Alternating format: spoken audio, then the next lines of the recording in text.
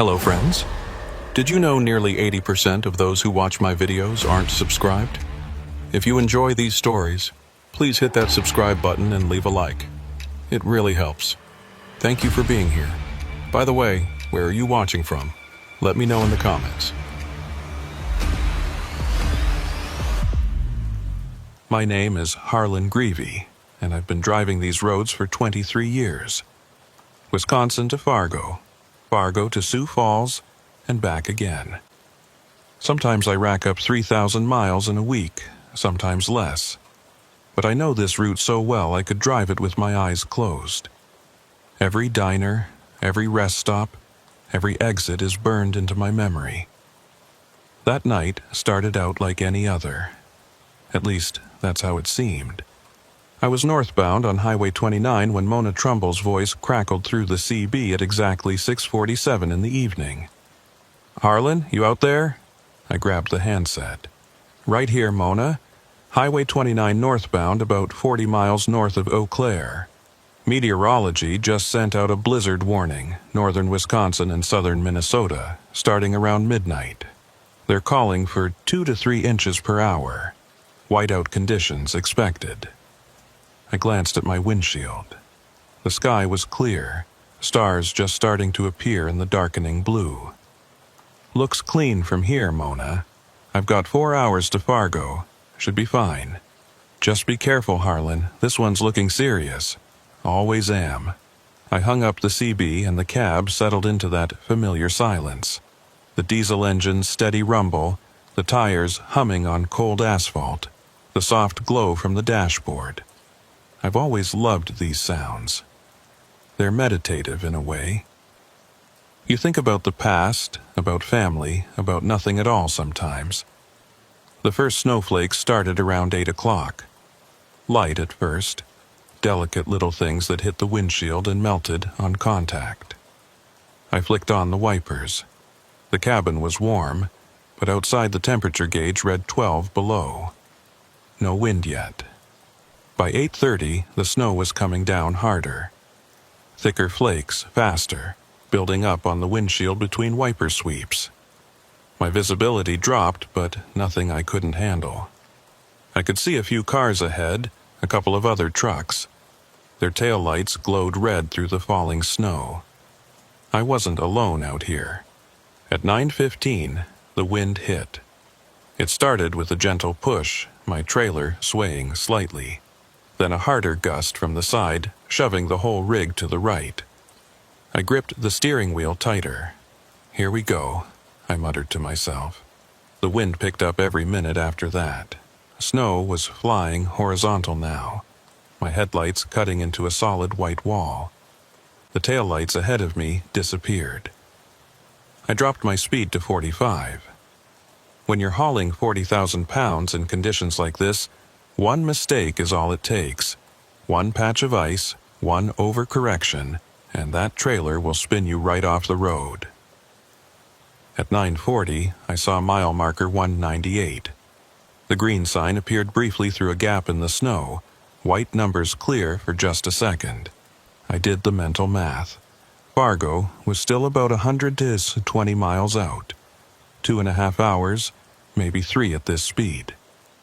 Then the snow closed in again, complete whiteout. I couldn't see 10 feet in front of my hood. I dropped to 35, fighting the wheel just to keep it between the lines. My heart was pounding harder than I wanted to admit. In conditions like this, you're not just driving, you're surviving. I saw mile marker 203 at 9:55, 5 more miles. Slow progress, but progress. The wind was screaming now, shaking the whole truck, and I could hear debris hitting the side of the trailer. At 10:10, I saw it. Mile marker 213, green sign, white numbers. 213. I stared at it for the split second it was visible, then it vanished into the snow. Something felt wrong. From 203 to 213 should be 10 miles. At this speed, that's at least 15, maybe 20 minutes. I checked my watch. 10:10. I'd seen marker 203 at 9:55. That was only 15 minutes ago. The timing was right, but something about it bothered me. The marker had been too clear. Everything else was buried in snow, but that sign had been perfectly visible, like the storm parted just for me to see it. I kept driving. The wind was relentless now, a constant howl that made the cab feel like it was inside a living thing. The wipers were struggling, ice building up on the blades. I cranked the defroster to maximum. At 10:35 I saw another marker. Mile marker 213. My hands went cold. I'd just passed 213 25 minutes ago. At 35 miles per hour, I should be at least 15 miles past it by now. I should be seeing marker 228 or higher. But there it was again. The same green sign, the same white numbers, appearing through the snow with that same unnatural clarity. I grabbed the CB. "This is Harlan Greevy northbound on 29. Anyone copy?" Static. "Any truckers northbound on Highway 29, this is Harlan. Come back if you can hear me." More static, then something that might have been a voice, distorted and broken up. "Back." I keyed the mic. "Say again?" "I didn't copy that." "Turn back." The voice faded into static and silence. I tried a few more times, but got nothing. Just the endless white noise of dead air.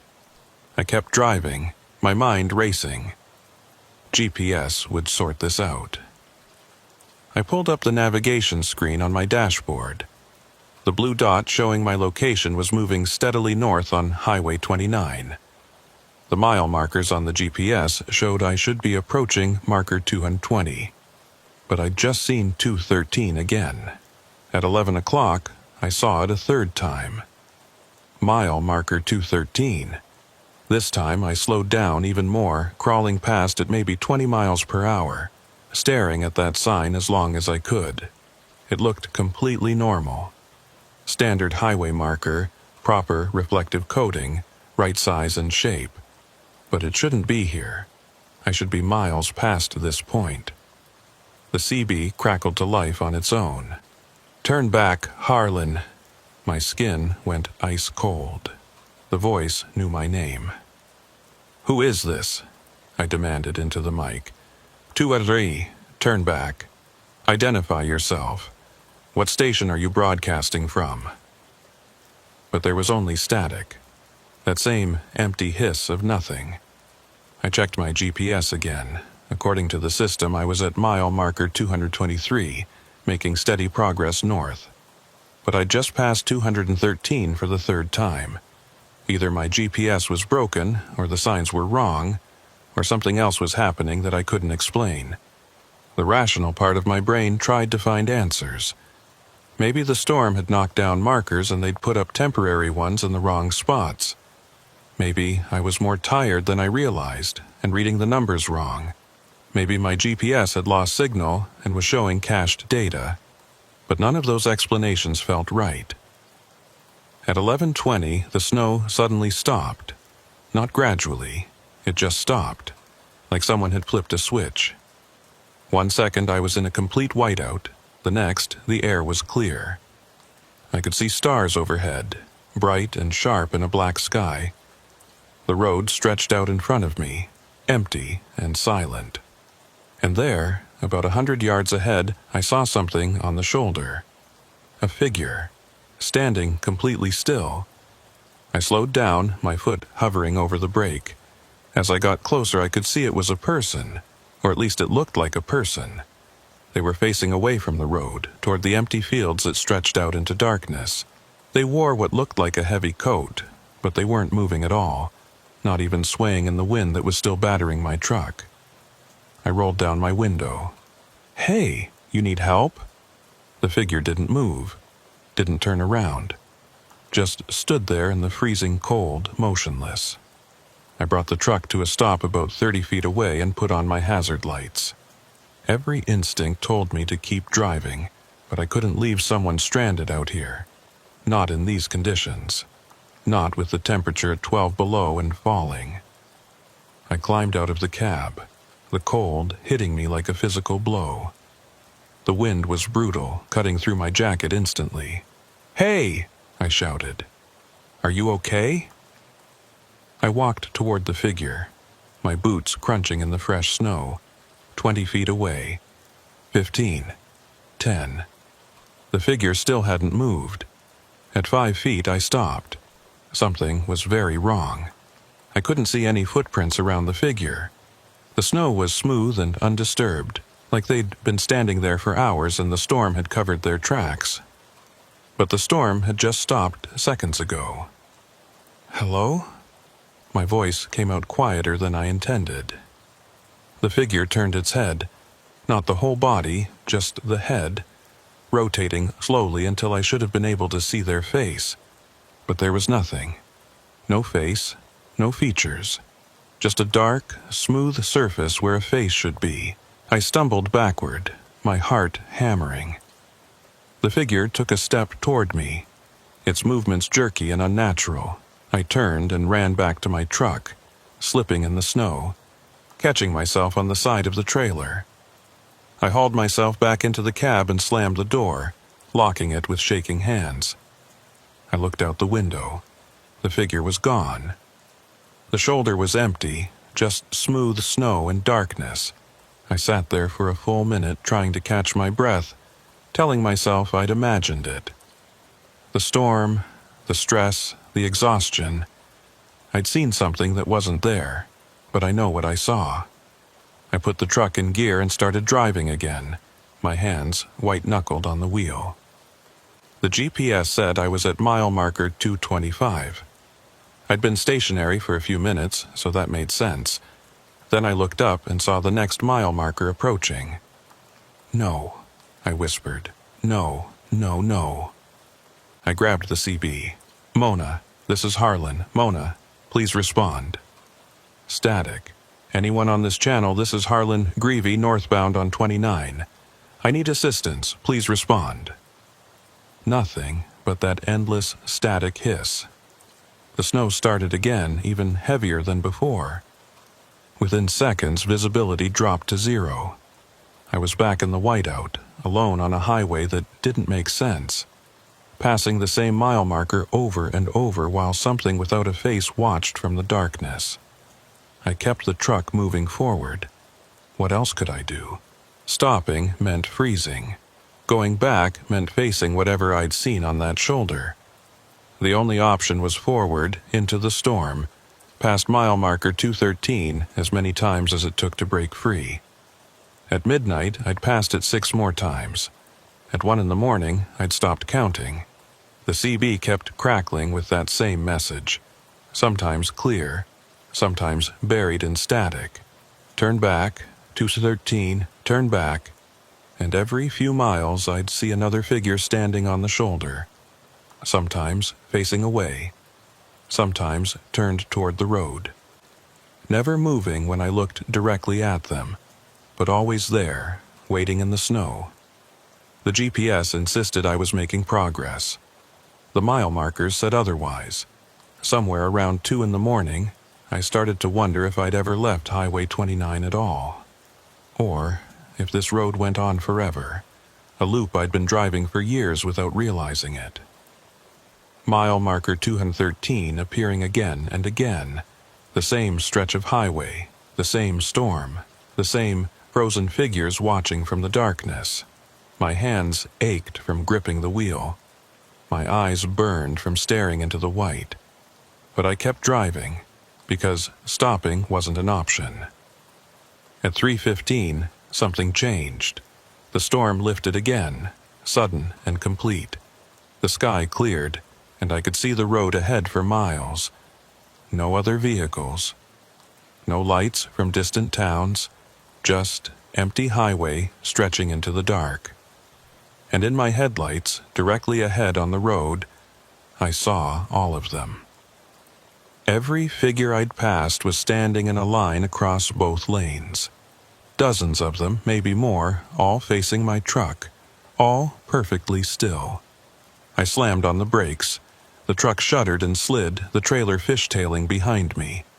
I fought the wheel, keeping it from jackknifing, bringing the whole rig to a stop about 50 feet from the line of figures.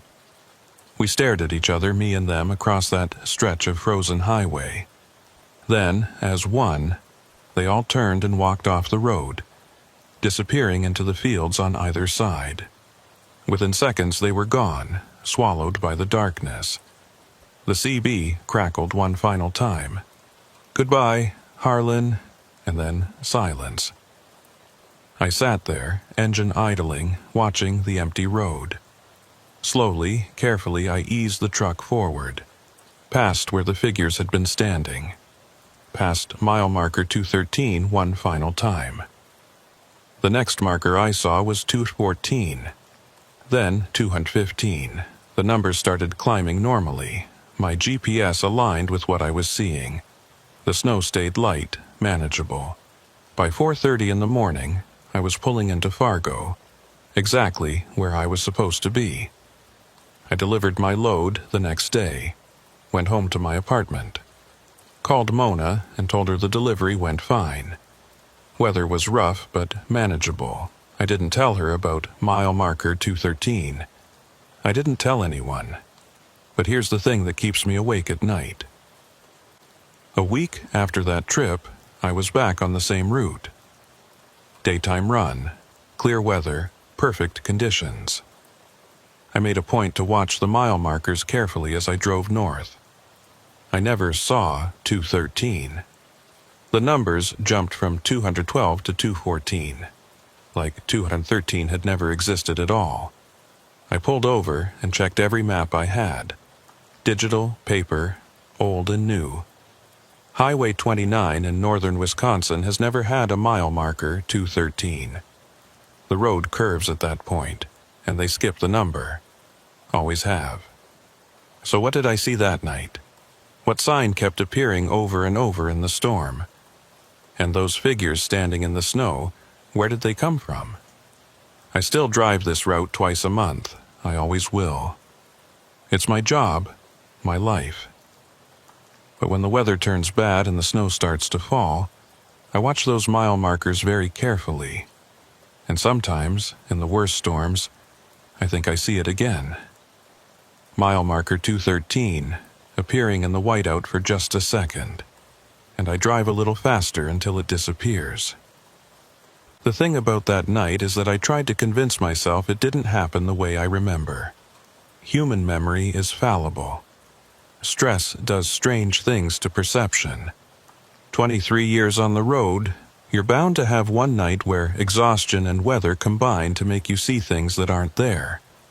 I told myself that story for 2 weeks, almost believed it. Then I got a call from Dex Malloran. Dex runs a truck repair shop outside of Tomah, about halfway between Eau Claire and the Minnesota border. I'd stopped there years ago with a blown tire, and we'd stayed friendly ever since. Good mechanic, better conversationalist. The kind of guy who knows everybody's business without being nosy about it. "Harlan," he said when I picked up. "You drove through that blizzard 3 weeks back, right? The big one, early November?" "Yeah, I was out in it. Why?" There was a pause. I could hear him breathing, like he was choosing his words carefully. "You notice anything strange that night?" My stomach dropped.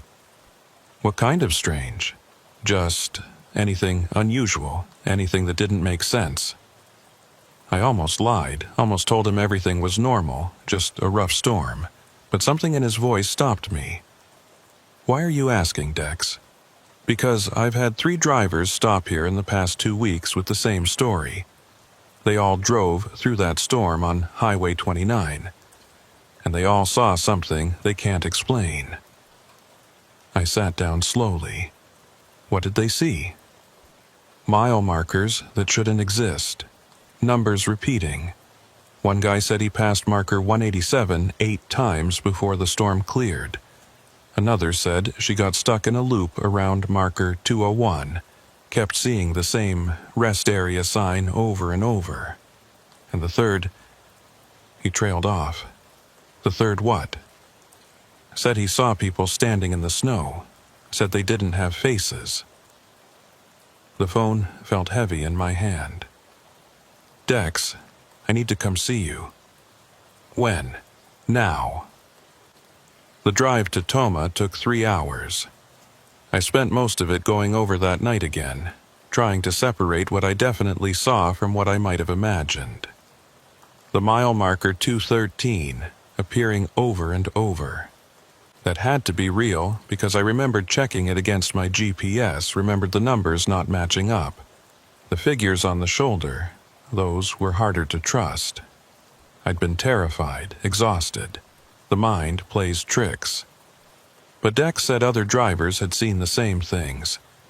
His shop was on the outskirts of Toma, a big metal building with 3 bays and a small office that smelled like coffee and motor oil. I found him under the hood of a Peterbilt, hands black with grease. Harlan. He wiped his hands on a rag and shook my hand. Thanks for coming. You said 3 drivers saw things in that storm. 4 now, counting you.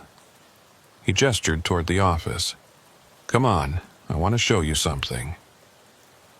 Inside, he pulled out a large road map of Wisconsin and Minnesota, the old-fashioned kind that unfolds into a poster. Red circles marked various points along Highway 29. These are the spots where drivers reported anomalies, Dex said, pointing to the circles.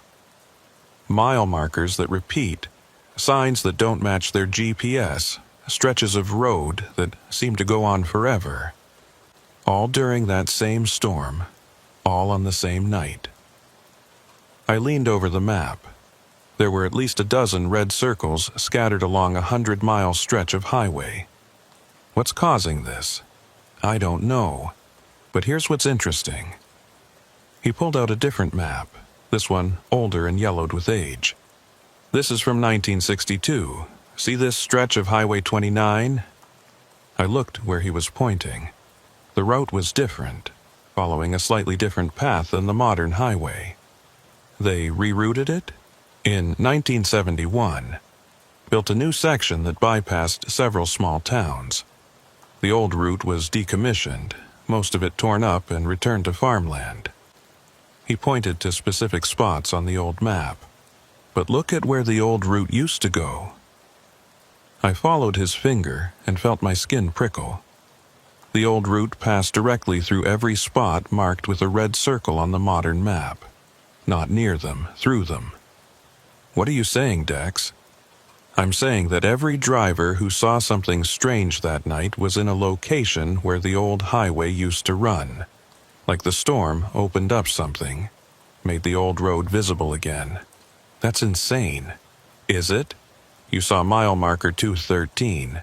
I checked with the DOT. Highway 29 has never had a mile marker 213 in that location. You know why? He pulled out a third map.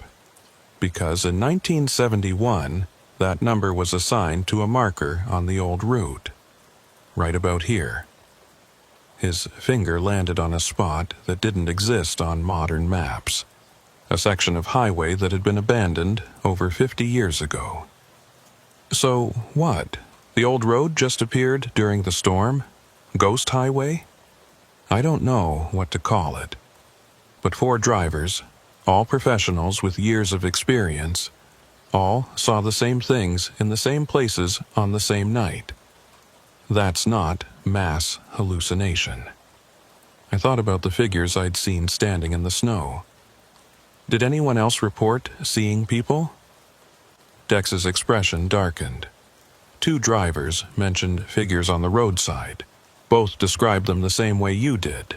Standing perfectly still, no footprints, no faces.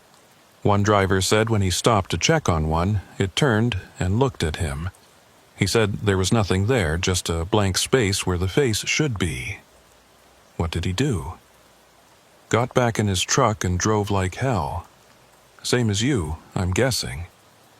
I nodded slowly. You think those things were real? I think something was out there that night. Whether it was people or something else, I don't know. But here's what really worries me. He pulled out a folder full of newspaper clippings. I did some research after the second driver told me their story. In 1969, there was a massive accident on the old Highway 29. A blizzard just like the one we had 3 weeks ago. 7 vehicles pile up, including 2 trucks. 12 people died. He spread the clippings across the desk.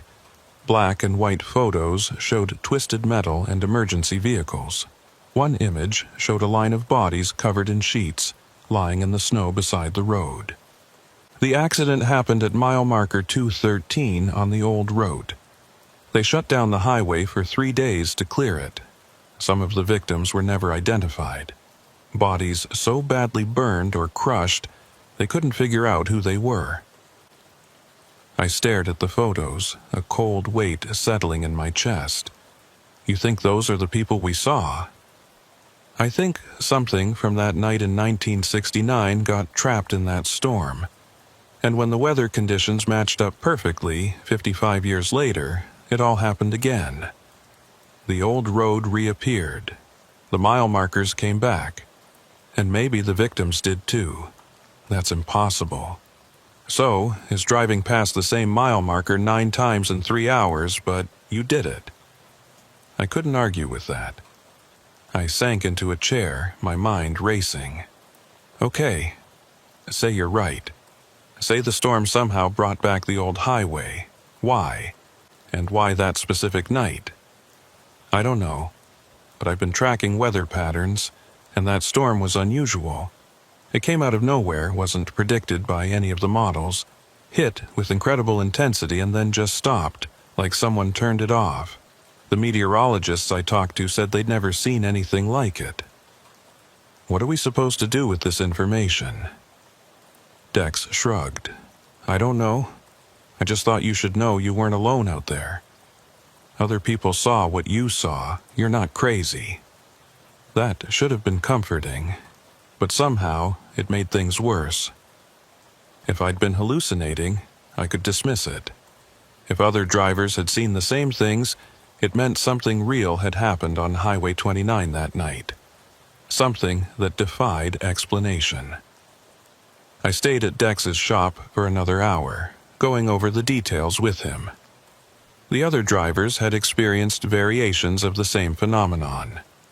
Repeating mile markers, GPS systems that showed one location while the signs showed another, stretches of road that seemed to loop endlessly. And the figures, always the figures standing motionless in the snow. One driver had taken photos. Dex showed them to me on his phone. Blurry images of empty highway falling snow. But in 2 of the photos you could see them. Dark shapes on the shoulder barely visible.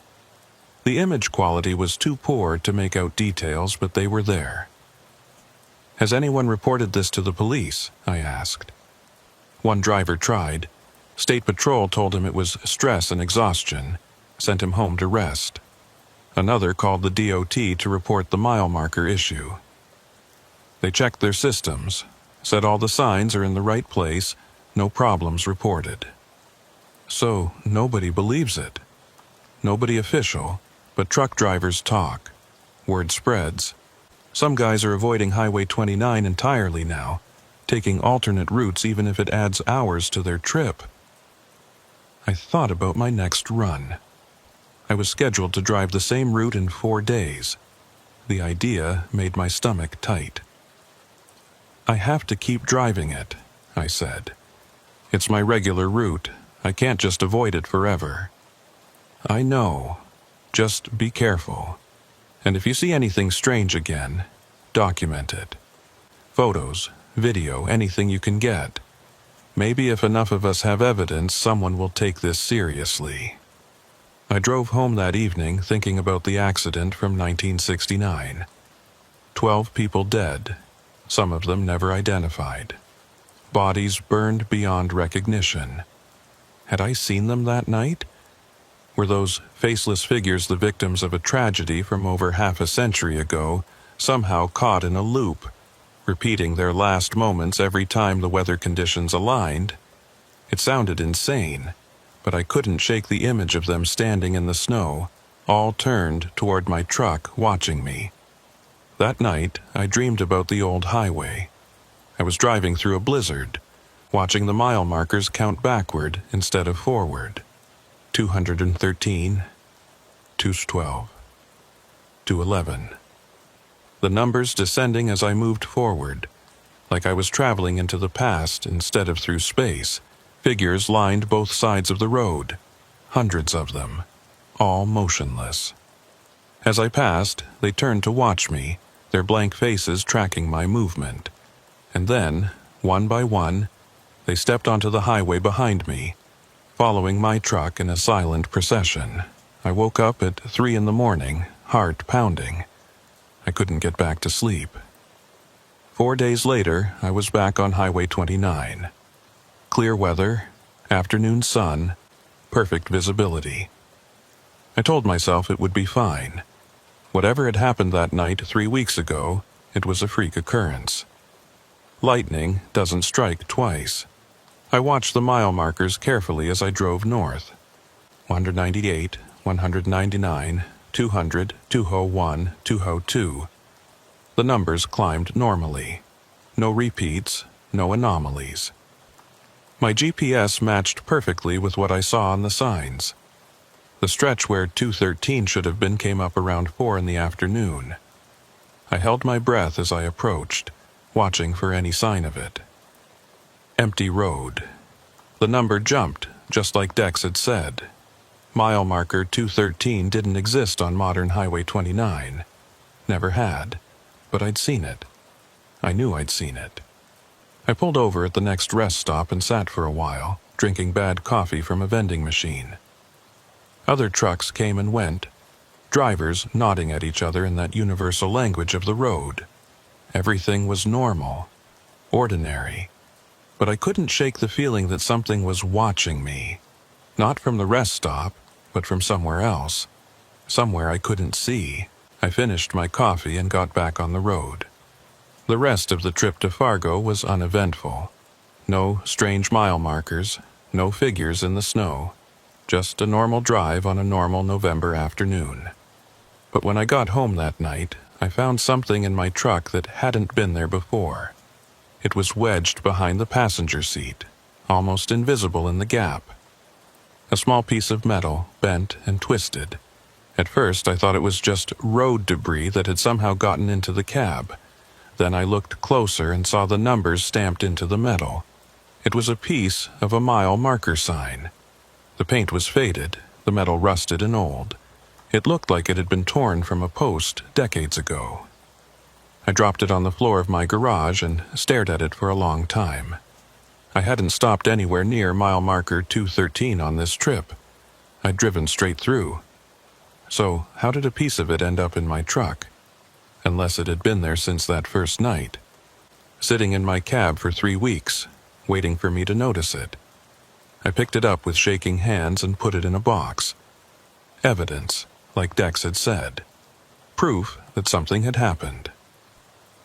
The next day, I called Dex and told him about it. He asked me to bring it by the shop. Said he wanted to show it to the other drivers, see if any of them had found anything similar.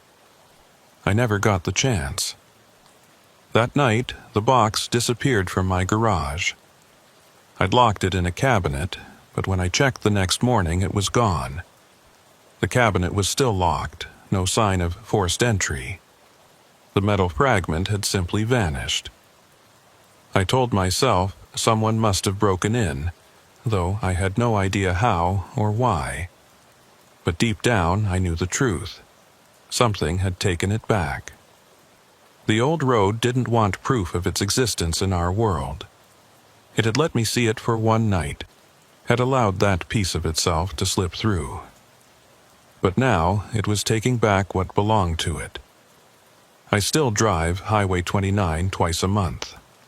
I watch the mile markers, watch for any sign of 213 appearing where it shouldn't be. I keep a camera running on my dashboard now, recording everything, just in case. So far, the road has been normal. The numbers climb in order, my GPS matches the signs, and I make it to Fargo without incident. But every time a storm rolls in, every time the snow starts to fall heavily and the wind picks up, I feel my hands tighten on the wheel. I watch the mile markers more carefully. and I listen for that voice on the CB telling me to turn back. Because I know it's still out there. The old Highway 29, the one that existed before the modern road.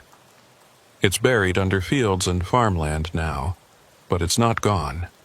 Not really. It's waiting for the right conditions, the perfect storm, to appear again. And next time, I might not be able to escape.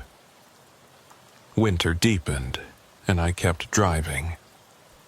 December came with its short days and long nights, the kind of cold that makes metal brittle and diesel gel up if you're not careful. I ran my routes like always, Highway 29 north to Fargo and back, watching the snow pile up in the fields on either side of the road. I didn't see mile marker 213 again. The numbers stayed normal, predictable. But I couldn't stop thinking about it. The other drivers Dex had mentioned, I started running into them at truck stops. Not on purpose, just the way you do when you work the same routes long enough. You recognize faces, trucks, company logos. We'd nod at each other, maybe exchange a few words about weather or road conditions, but there was always that look, that moment of recognition that said, I know what you saw. One night in mid-December, I was fueling up outside of Wausau when a woman approached my truck. She was maybe 50, weathered face, eyes that had seen a lot of road. Her rig was an older Freightliner with Montana plates. "You're Harlan Greevy," she said. It wasn't a question. "That's right. Dex Malloran told me about you, said you saw the 213 marker." I looked around the parking lot. We were alone except for a couple of other trucks at the far end. "You saw it too?" "Mile marker 187 for me. Passed it 11 times in a row before the storm cleared. Thought I was losing my mind." She pulled out a phone and showed me a photo. It was dark and blurry, but I could make out a green mile marker sign in falling snow. 187. "I took that the 4th time I passed it," she said. "Wanted proof I wasn't imagining things. But look what happened when I tried to show it to my dispatcher." She swiped to the next photo. Same image, but the numbers on the sign were gone.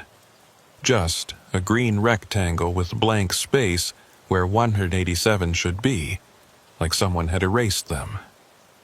"The photo changed," she said. "I looked at it the next day and the numbers were just gone. I know what I photographed, but the image itself changed." "Did you find anything in your truck afterwards? Any physical evidence?" She shook her head. "Why?" I told her about the metal fragment with 213 stamped on it, how it had appeared in my cab and then vanished from a locked cabinet.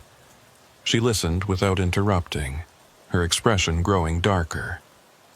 "We're not supposed to have proof," she said when I finished.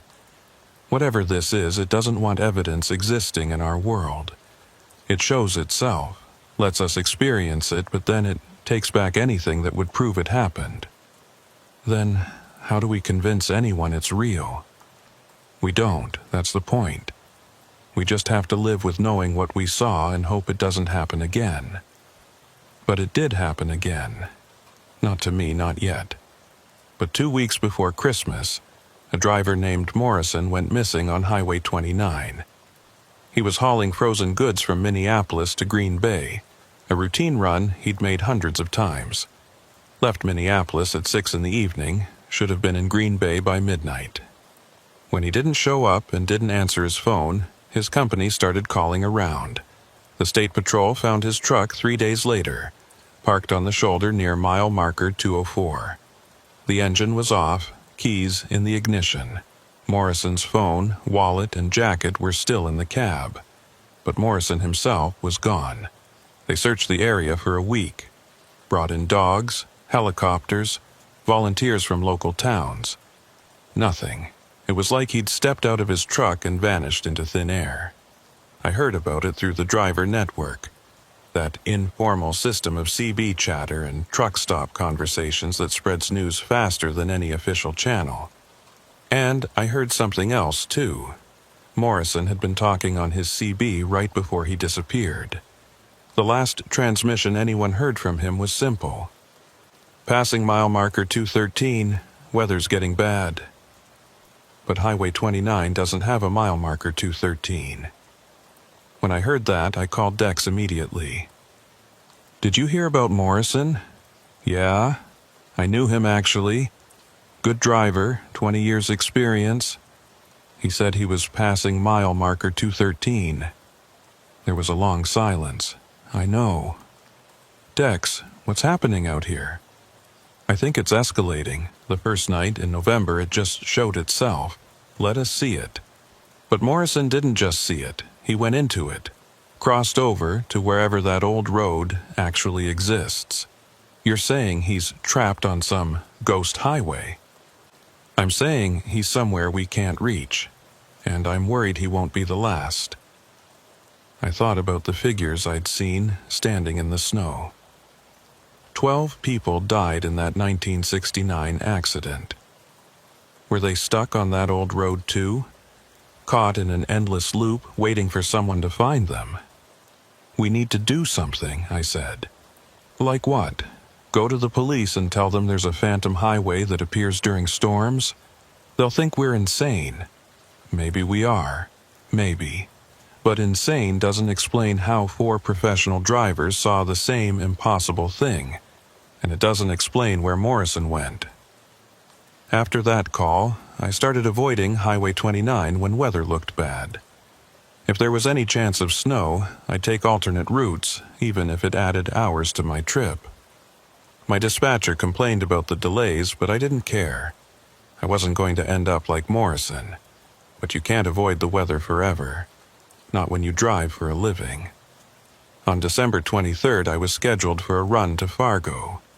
The weather forecast looked fine. Mostly clear, with maybe some light snow in the evening. Nothing serious. I checked 3 different weather services to be sure. They were all wrong. The storm came out of nowhere, just like the one in November. I was 50 miles north of Eau Claire when the sky went dark and the snow started falling. Not gradually, but all at once, like someone had opened a valve in the clouds. Within 5 minutes, I was in a whiteout. Complete zero visibility, wind hammering the side of my truck. I slowed to a crawl, my heart already pounding, because I knew what this was. It was happening again. I grabbed the CB. "This is Harlan Greevy, northbound on 29. Any drivers in the area, please respond." Static. "Anyone copy? I'm in heavy weather near Eau Claire. Visibility 0. Nothing but that familiar hiss of empty air. I kept driving, watching the odometer, trying to calculate my position. If I was near Eau Claire, the next mile marker should be around 195. I'd know when I saw it. The sign appeared in my headlights. Mile marker 213.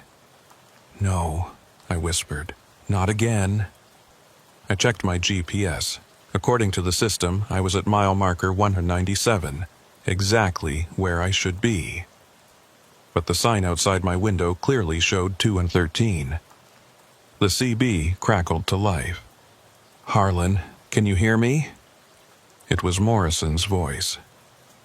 I'd never met him, but I knew it was him. I don't know how, I just knew. I grabbed the mic with shaking hands.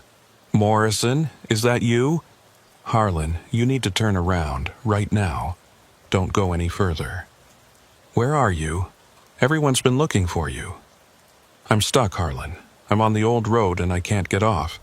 I've been driving for 3 weeks, but I can't find the way back. Every mile marker is 213. Every exit leads back to the same highway. I'm trapped." My blood ran cold. "How do I help you?" "You don't. There's no help. But you can save yourself. Turn around before you pass 213. That's the threshold. Once you go past it, you're on the old road. You can't get back." I looked ahead through the snow. The road stretched out into whiteness, empty and waiting. Behind me, I could still see my own tire tracks. barely visible, but there. "I'm turning around," I said. "Good. Don't stop. Don't slow down. Get back to Eau Claire and stay off this highway until the storm passes. And Harlan, if you see them, don't look at their faces." "See who?" But the CB was already dead, just static again. I was already executing a careful turn, using every bit of the road to swing my trailer around. It's dangerous to turn a truck on a highway, especially in these conditions, but staying was more dangerous. That's when I saw them. They were lined up on both shoulders, just like before. Dozens of figures standing motionless in the falling snow. But this time they were closer to the road, close enough that my headlights illuminated them clearly. They wore clothes from different eras, some in modern winter gear, others in jackets and coats from decades past. One wore what looked like a 1960s-style parka. Another had on a leather jacket that could have been from the 70s. They were all drivers, people who'd gotten trapped on this road over the years, lost in the storm, unable to find their way back. And Morrison's warning echoed in my head. Don't look at their faces. But I couldn't help it. As I completed my turn and started driving back south, my headlights swept across their faces. They were blank, smooth. No eyes, no mouths, no features at all. Just empty surfaces where faces should be. And they were all turned toward me, tracking my movement with those non-existent eyes. I hit the gas harder than I should have, my trailer swaying dangerously, but I didn't care. I needed to get away from them, away from this place, back to the real Highway 29 where the mile markers made sense. The CB crackled again. This time it wasn't Morrison's voice. It was something else, something that sounded like multiple voices speaking at once. "Stay with us, Harlan. Stay on the old road. You'll never be lonely here. You'll never be lost." "Shut up," I said to the empty cab. "Shut up, shut up." "We're all still driving, Harlan. Miles and miles and miles. The road goes on forever. Isn't that what you always wanted? To drive forever?" I fumbled with the CB, trying to turn it off, but the voice kept coming through. "Morrison's been here for 3 weeks. Some of us have been here for years, decades. We've forgotten what the real world looks like. All we know is the road and the snow and the numbers. 213. 213, 213. The figures had started moving now, walking onto the highway behind me. Not fast, but steady, their movements synchronized. A slow march in my wake. I was going 50 miles per hour in near zero visibility, which is suicide in a truck. But the alternative was worse. I couldn't let them catch me. Couldn't let myself become one of them, another faceless driver wandering the old highway for eternity. The mile markers started appearing again, but they were wrong.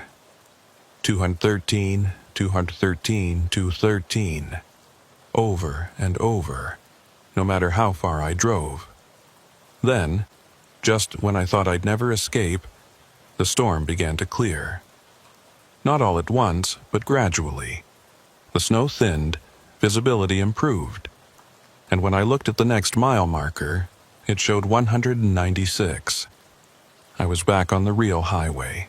I drove until I reached the next truck stop, about 20 miles south. Pulled into the parking lot and sat there with the engine running, my hands shaking so badly I couldn't hold my coffee cup. I'd made it out, but Morrison was still there, trapped in that endless loop of mile marker 213, driving forever on a road that didn't exist. And those figures, all those drivers who'd been lost over the years, now wandering the old highway without faces, without identity, without hope. I called Dex and told him everything. He listened in silence, and when I finished, he only said one thing.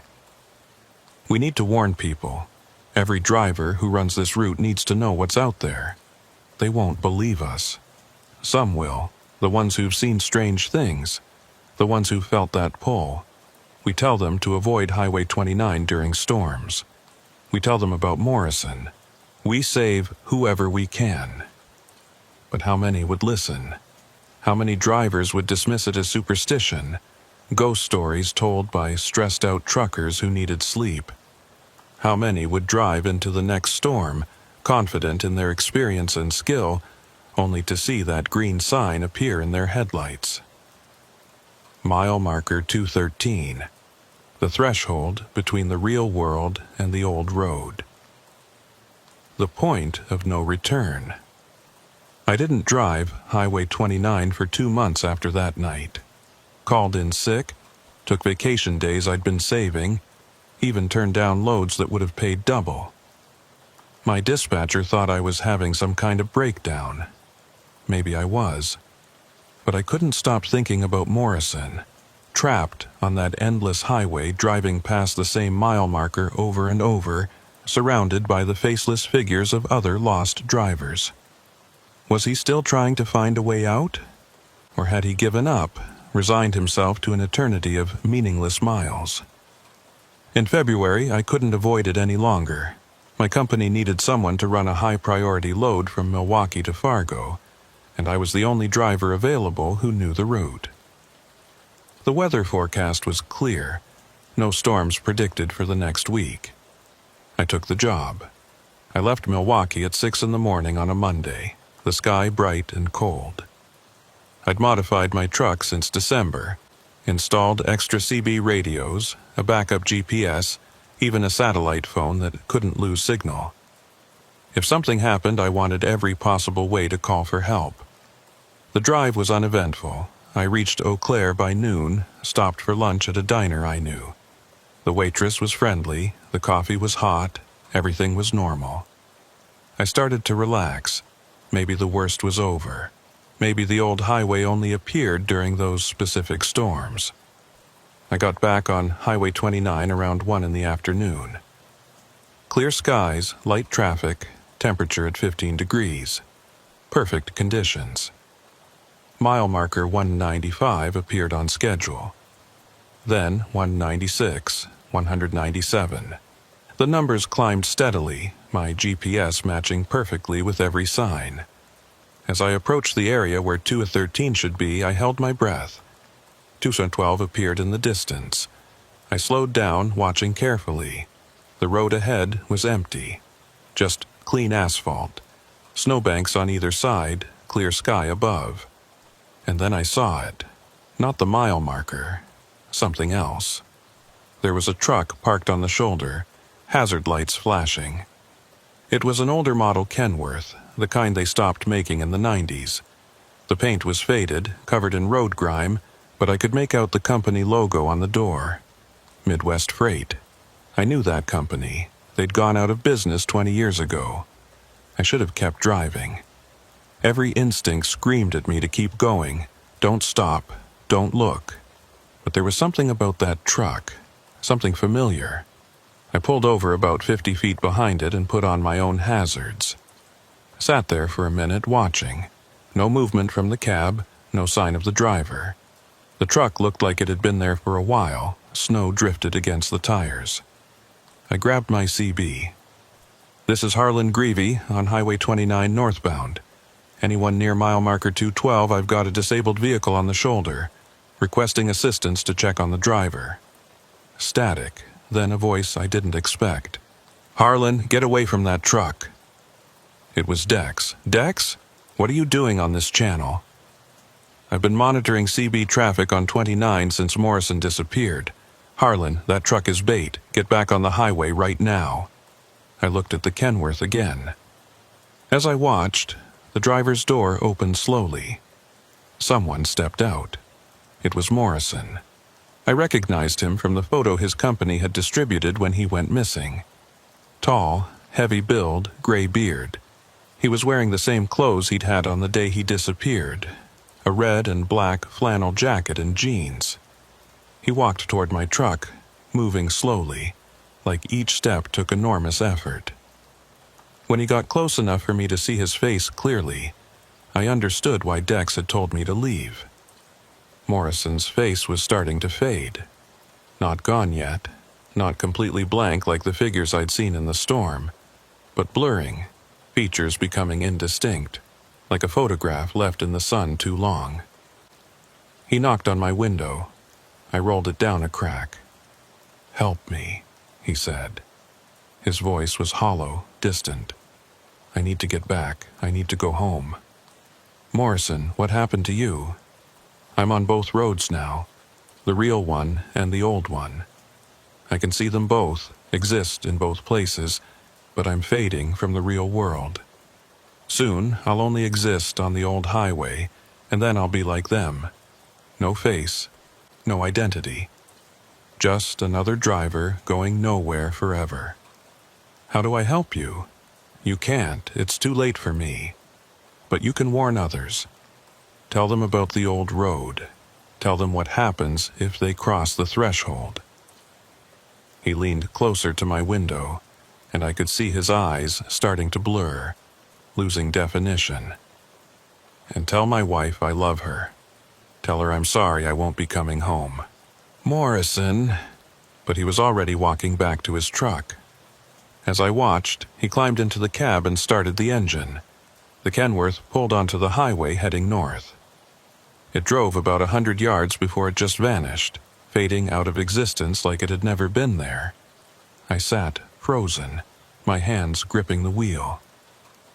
Dex's voice came through the CB again. "Harlan, are you still there?" "I saw him, Morrison. He's losing his face." "I know.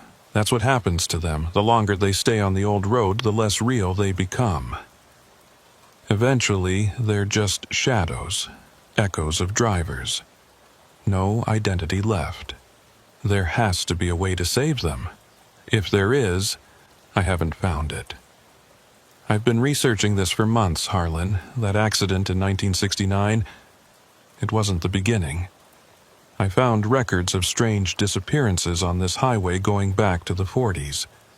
Drivers who vanished, trucks found abandoned, no explanation. The old road has been taking people for 80 years. Why? What does it want? I don't think it wants anything. I think it just exists, a pocket of reality that got separated from the main timeline when they built the new highway. All those drivers who died on the old road, they're stuck there. And now it's collecting more, pulling in anyone who crosses the threshold during the right conditions. I looked ahead at the empty highway. Mile marker 214 was visible in the distance. I'd passed the danger zone, for now. What do I do, Dex? You keep driving. You finish your route, and you tell everyone you can about what you saw. Maybe we can't save Morrison or the others, but we can keep more drivers from joining them. I drove the rest of the way to Fargo in silence, my mind churning. Morrison's face blurring and fading. All those figures in the snow, their features erased by years of wandering the old highway. And somewhere out there, mile marker 213 was waiting for the next storm, the next driver who didn't know to turn back. I delivered my load the next day and started the drive back to Milwaukee. This time I took Highway 10 instead of 29, adding 3 hours to my trip. I didn't care. I wasn't ready to face that stretch of road again. Not yet. But I knew I'd have to eventually. It was my route, my livelihood. I couldn't avoid it forever. When I got home, I did what Morrison had asked. I looked up his wife's phone number and called her. Told her I'd seen him, that he'd wanted her to know he loved her and was sorry. She cried on the phone for a long time. Then she asked me where he was, if he was okay. I couldn't tell her the truth. Couldn't explain that her husband was trapped on a highway that didn't exist, slowly losing his identity, fading into nothing. So I lied. Said I didn't know where he was, that I'd only seen him briefly. After I hung up, I sat in my apartment and thought about all the families of the missing drivers, all the people waiting for someone who would never come home, and I wondered how many of them had received similar calls over the years, from drivers who'd seen their loved ones on the old road, watched them fade away. The next week, there was another storm on Highway 29. I wasn't driving, but I monitored the CB traffic, listening for any sign of trouble. At 11:30 that night, I heard a voice I didn't recognize. "This is Fletcher northbound on 29. I'm passing mile marker 213 and the weather's getting bad." My blood went cold. I grabbed my mic. "Fletcher, this is Harlan Greevy. You need to turn around right now. Don't go any further." "Who is this? Mile marker 213 doesn't exist on this highway." "Fletcher, listen to me very carefully. Turn your truck around and head south immediately. If you pass that marker, you won't be able to come back." There was a pause. Then, "Are you drunk, buddy? I'm looking at the sign right now. It says 213 clear as day." "Fletcher, please," but he was already gone, his signal fading into static. I tried calling back, tried raising him on other channels. Nothing. The next morning, I called the state patrol. Asked if they'd received any reports of missing trucks on Highway 29. They said a driver named Fletcher had been reported missing. Truck found abandoned near mile marker 204. No sign of the driver. Another one lost to the old road. I started keeping a list after that. Every driver who went missing on Highway 29. Every report of strange weather or impossible mile markers. The list grew longer each month. Morrison. Fletcher. A driver named Chen in March. Someone called Rodriguez in April. The old highway was hungry, collecting drivers with increasing frequency. And I kept driving Highway 29 because it was my route, my job. But I drove it differently now. Never at night during winter. Never when storms were predicted. And I watched the mile markers obsessively, always counting, always checking, making sure they climbed in order. Because I knew that one day the storm would come when I was out there. One day the conditions would be right, and I'd see that green sign appear in my headlights. Mile marker 213. And I'd have to make the choice Morrison had made, the choice Fletcher had made. Turn back and save myself, or cross the threshold and see what lay beyond. I tell myself I'd turn back. I'd do what Morrison told me to do, what I'd told Fletcher to do. I'd save myself. But sometimes, late at night, I wonder if I'd have the strength. The old road calls to drivers, promises endless miles, eternal movement. For someone who's spent their whole life on the highway, there's something seductive about that. Never stopping, never resting. Just driving forever. Dex and I still talk regularly. He's assembled a network of drivers who know about the old highway, people who've seen it or heard about it from someone who has. We share information, warn each other about storms, keep track of who's missing and where. But we can't stop it. The old highway exists whether we acknowledge it or not, and it's patient. It's been collecting drivers for 80 years. It can wait for however long it takes to add us to its collection. I saw Morrison one more time, in early May. I was driving through on a clear day, no weather, no danger. But as I passed the area where 213 should be, I caught a glimpse of something in my peripheral vision. A truck on the shoulder, exactly where Morrison had stopped that day in February. I looked in my mirror and saw him standing beside it, watching me drive past. His face was almost completely gone now, just a smooth, blank surface with the barest suggestion of features. In another few months, he'd be indistinguishable from all the others, another faceless figure wandering the old road. He didn't wave, didn't move, just stood there, a silent warning of what awaited anyone who crossed the threshold. I kept driving. That's all you can do on Highway 29. Keep driving, keep watching the mile markers, keep hoping that the next storm won't be the one that pulls you onto the old road. And if you ever find yourself driving through northern Wisconsin during a blizzard, if you see a mile marker that doesn't belong, if your GPS stops matching the signs around you, remember this.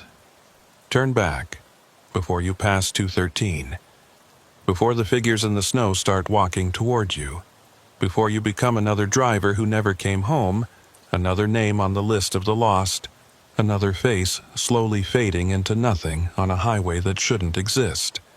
Turn back while you still can, because once you cross that threshold, the only road ahead is the one that goes on forever, mile marker 213, repeating into eternity, and you'll drive it alone in the endless snow, watching your face disappear in the rearview mirror until there's nothing left of who you were. Just another shadow on the old highway, just another driver who never found their way home. The road is still out there, still waiting. And one day, the storm will come for me too. When it does, I hope I have the strength Morrison showed. The strength to warn someone else, even as I fade away. But I'm not sure I will. Because the truth is, after 23 years on the road, I'm not sure I know how to be anything else. And the old highway knows that.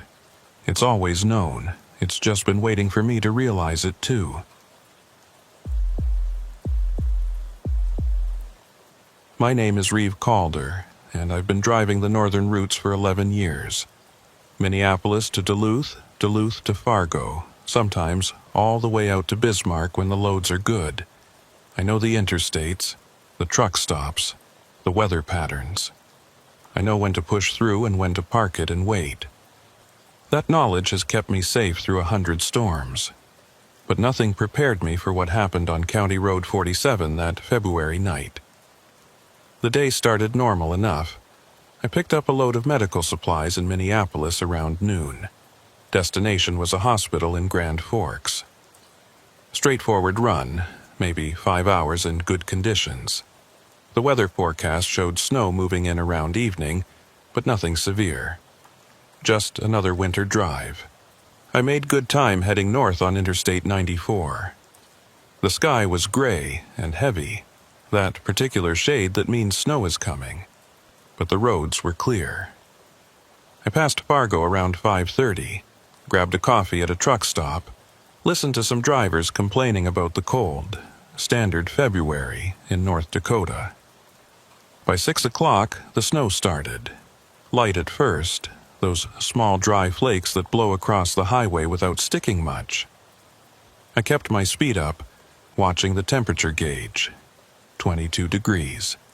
Cold enough to freeze, but the road treatment was holding. At 6:45, my CB crackled with a highway patrol announcement. Attention all commercial vehicles on Interstate 29 northbound. Highway is now closed from Fargo to the Canadian border due to multiple accidents and whiteout conditions. I repeat, Interstate 29 is closed. All trucks must exit and seek alternate routes or shelter. I was on I-94, not 29, so I wasn't worried yet. But then another announcement came through. Interstate 94 westbound is now closed from Fargo to Bismarck. Eastbound remains open, but conditions are deteriorating rapidly. I grabbed my atlas and spread it across the passenger seat, checking alternate routes. Grand Forks was northeast of my current position. If I-29 was closed, I'd need to find county roads that ran parallel. It would add time, maybe an hour or two, but I could make it. The snow was getting heavier now. I could feel the wind starting to push against the truck, that sideways force that makes you fight the steering wheel. Visibility was dropping fast. I took the next exit, a small one that led to a town called Argusville. Population maybe 300. The kind of place that's mostly grain elevators and farm equipment dealers. I pulled into a gas station to fuel up and check my route. The woman behind the counter was probably in her 60s. Gray hair pulled back, wearing a thick cardigan against the cold that seeped through the door every time someone opened it. Her name tag said Imogene. "Heading north?" she asked as I paid for the fuel. "Trying to. Grand Forks. Interstates are closed." She frowned, looking out the window at the falling snow. "You planning to take county roads?" "Don't have much choice. Hospital's waiting on this delivery. Most of the county roads are drifted over. Plows can't keep up with this storm." She pulled out a local map, the kind they give away for free at gas stations. Your best bet is probably County Road 47, runs pretty straight north, should get you to Grand Forks eventually. Should? It's an old road. Used to be the main route before they built the interstate. Not many people use it anymore. She traced the line with her finger. Runs through some empty country. No towns, no services, just farmland. Is it paved? Mostly. Some rough patches. And there's no lights, no markers. You'll be on your own out there. I looked at the map. County Road 47 ran almost perfectly north from just outside Argusville, cutting through what looked like completely empty territory for about 60 miles before connecting with a state highway near Grand Forks. It would work if the road was passable. How long since anyone's driven it? I asked. Imogene shrugged. Hard to say. We don't get much traffic through here anymore. Most people stick to the interstate.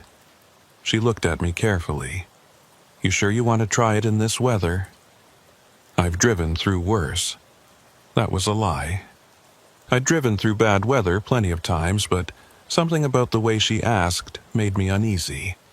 Like she was testing whether I'd be smart enough to say no. But I had a deadline, a delivery that hospitals were counting on. Medical supplies don't wait for good weather. Thanks for the advice, I said, taking the map. Be careful out there, Imogene said. That road can be strange in a storm. I should have asked what she meant by that. Should have pressed her for details. But I was already thinking about the drive, calculating time and distance, worrying about the snow. I got back in my truck and pulled out of the gas station. The town of Argusville disappeared behind me within minutes, swallowed by the falling snow in the darkness. I found the turnoff for County Road 47 and took it, my headlights cutting into the white. The road was narrower than I expected. 2 lanes, barely wide enough for a truck to meet oncoming traffic. The pavement was old and cracked, snow filling the gaps. No center line visible, no edge markers. Just a strip of dark asphalt disappearing into the storm ahead of me. For the first 20 minutes it was manageable. The snow was heavy but steady, the wind pushing from the west but not unbearable. I kept my speed at 40, watching for drifts that might hide the road's edge. The landscape was completely flat. Fields on both sides, probably corn or wheat in summer, now just white emptiness stretching to invisible horizons. No buildings, no lights, no signs of human presence. Just me and the truck and the snow. At 7:30, I saw the first red taillight. It was far ahead, maybe a quarter mile. Just a single red glow in the white, like another vehicle driving north on the same road. I felt a small surge of relief. At least I wasn't completely alone out here. I maintained my speed, expecting to gradually catch up. The other vehicle was probably going slower than me, and eventually I'd pass them or they'd pull over to let me by. That's how it usually works. But after 10 minutes, the red light was still exactly the same distance ahead. I checked my speedometer. 40 miles per hour, steady. The light wasn't getting closer or farther away. It was maintaining perfect distance. I sped up to 45. The light stayed the same distance ahead, 50 miles per hour, faster than I should go in these conditions. The red light remained constant, like it was tethered to me by an invisible rope. I slowed back down to 40, uneasy now. The light matched my speed perfectly, always staying just out of reach. I tried the CB. This is Reeve Calder, northbound on County Road 47. Anyone copy? Static. No response. Vehicle ahead of me with the red taillights. This is the truck behind you. Do you copy? Nothing. I kept driving, my eyes fixed on that single red light. It never wavered, never blinked, never changed intensity. Just glowed steadily in the falling snow, leading me north into the empty dark. After another 15 minutes, I started to question whether it was actually a vehicle at all. The light was too constant, too perfect. Real taillights flicker slightly as a vehicle moves over uneven pavement. They get brighter when the driver brakes, dimmer when they accelerate. This light did neither. It just existed, unwavering, always exactly the same distance ahead. I thought about turning around. The whole situation felt wrong. An empty road that nobody used, a gas station clerk warning me it could be strange, and now this impossible light that stayed ahead of me no matter what I did. But behind me was nothing but drifted roads and closed interstates. Ahead was Grand Forks and my delivery. I'd come this far. Might as well keep going. At 8 o'clock, I passed what looked like an abandoned farmhouse on the right side of the road.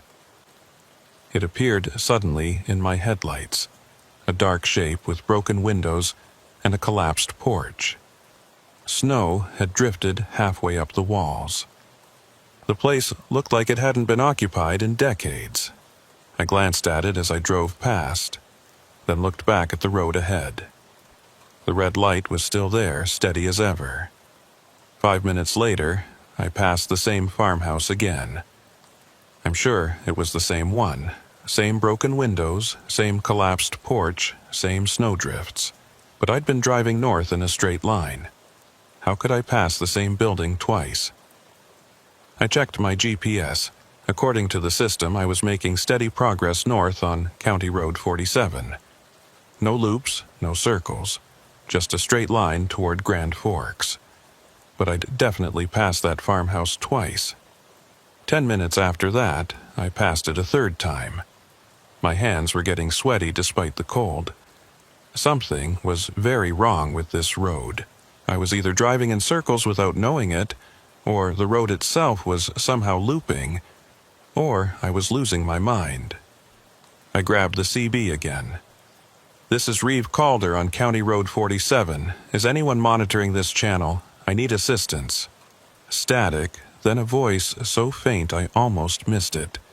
Turn around. Who is this? What's happening on this road? Can't stop.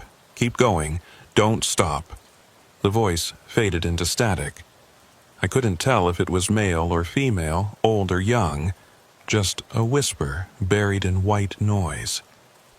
The red light ahead of me was still there, constant and unwavering.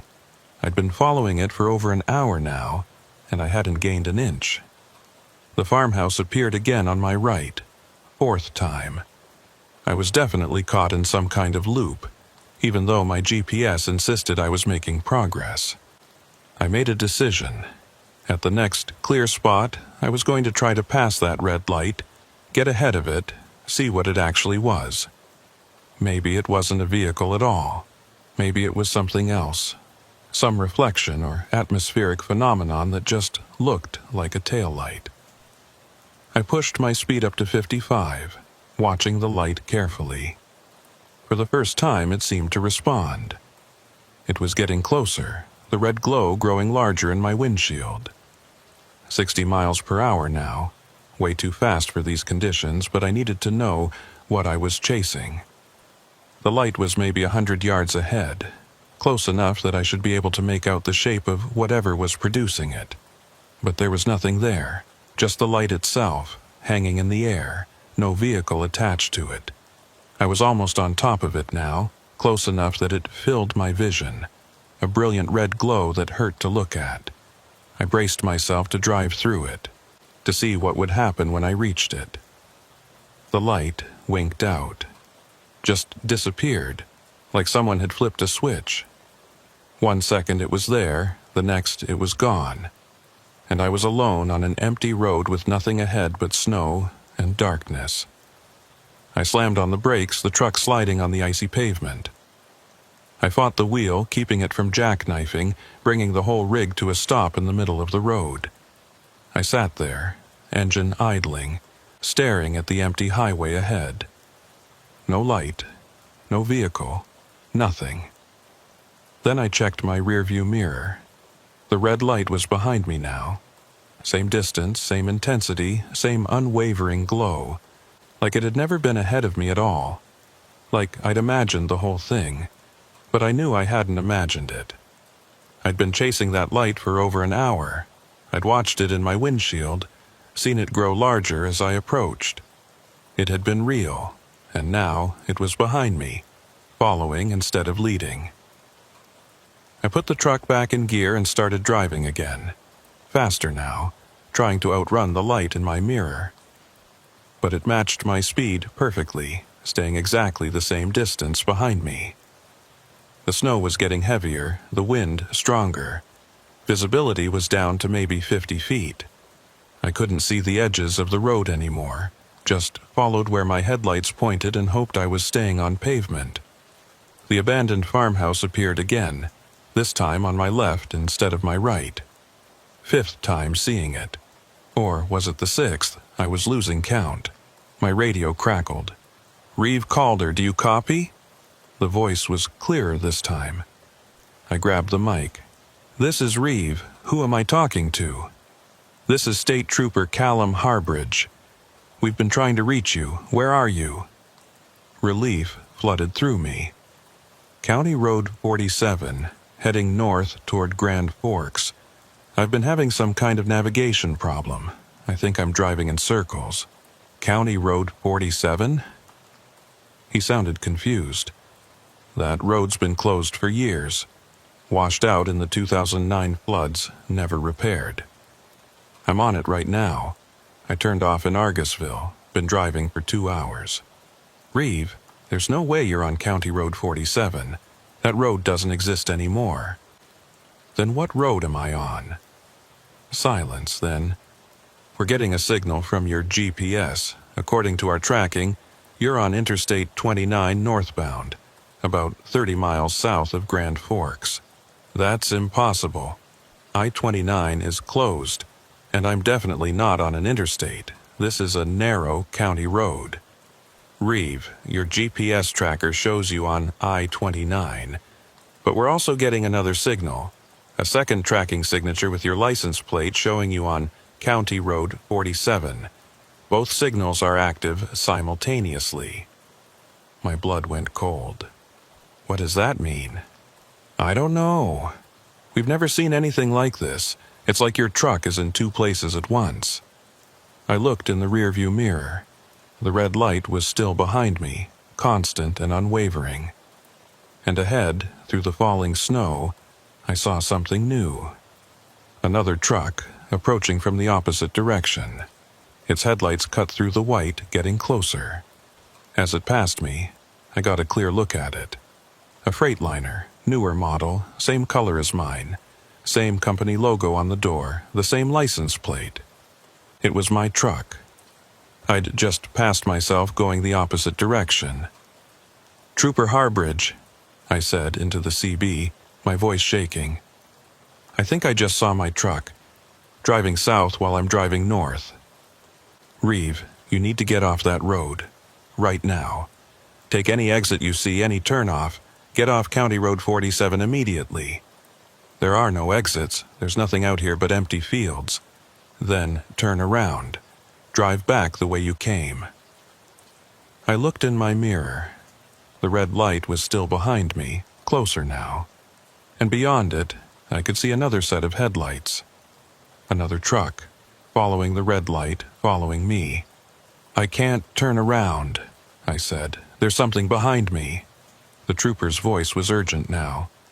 "Reeve, listen to me very carefully. County Road 47 doesn't exist in normal space anymore. It got cut off during the floods, separated from the main road network, but it's still there in some way. Drivers who turn onto it during storms sometimes get trapped in a loop. They drive forever, never reaching their destination, never able to leave.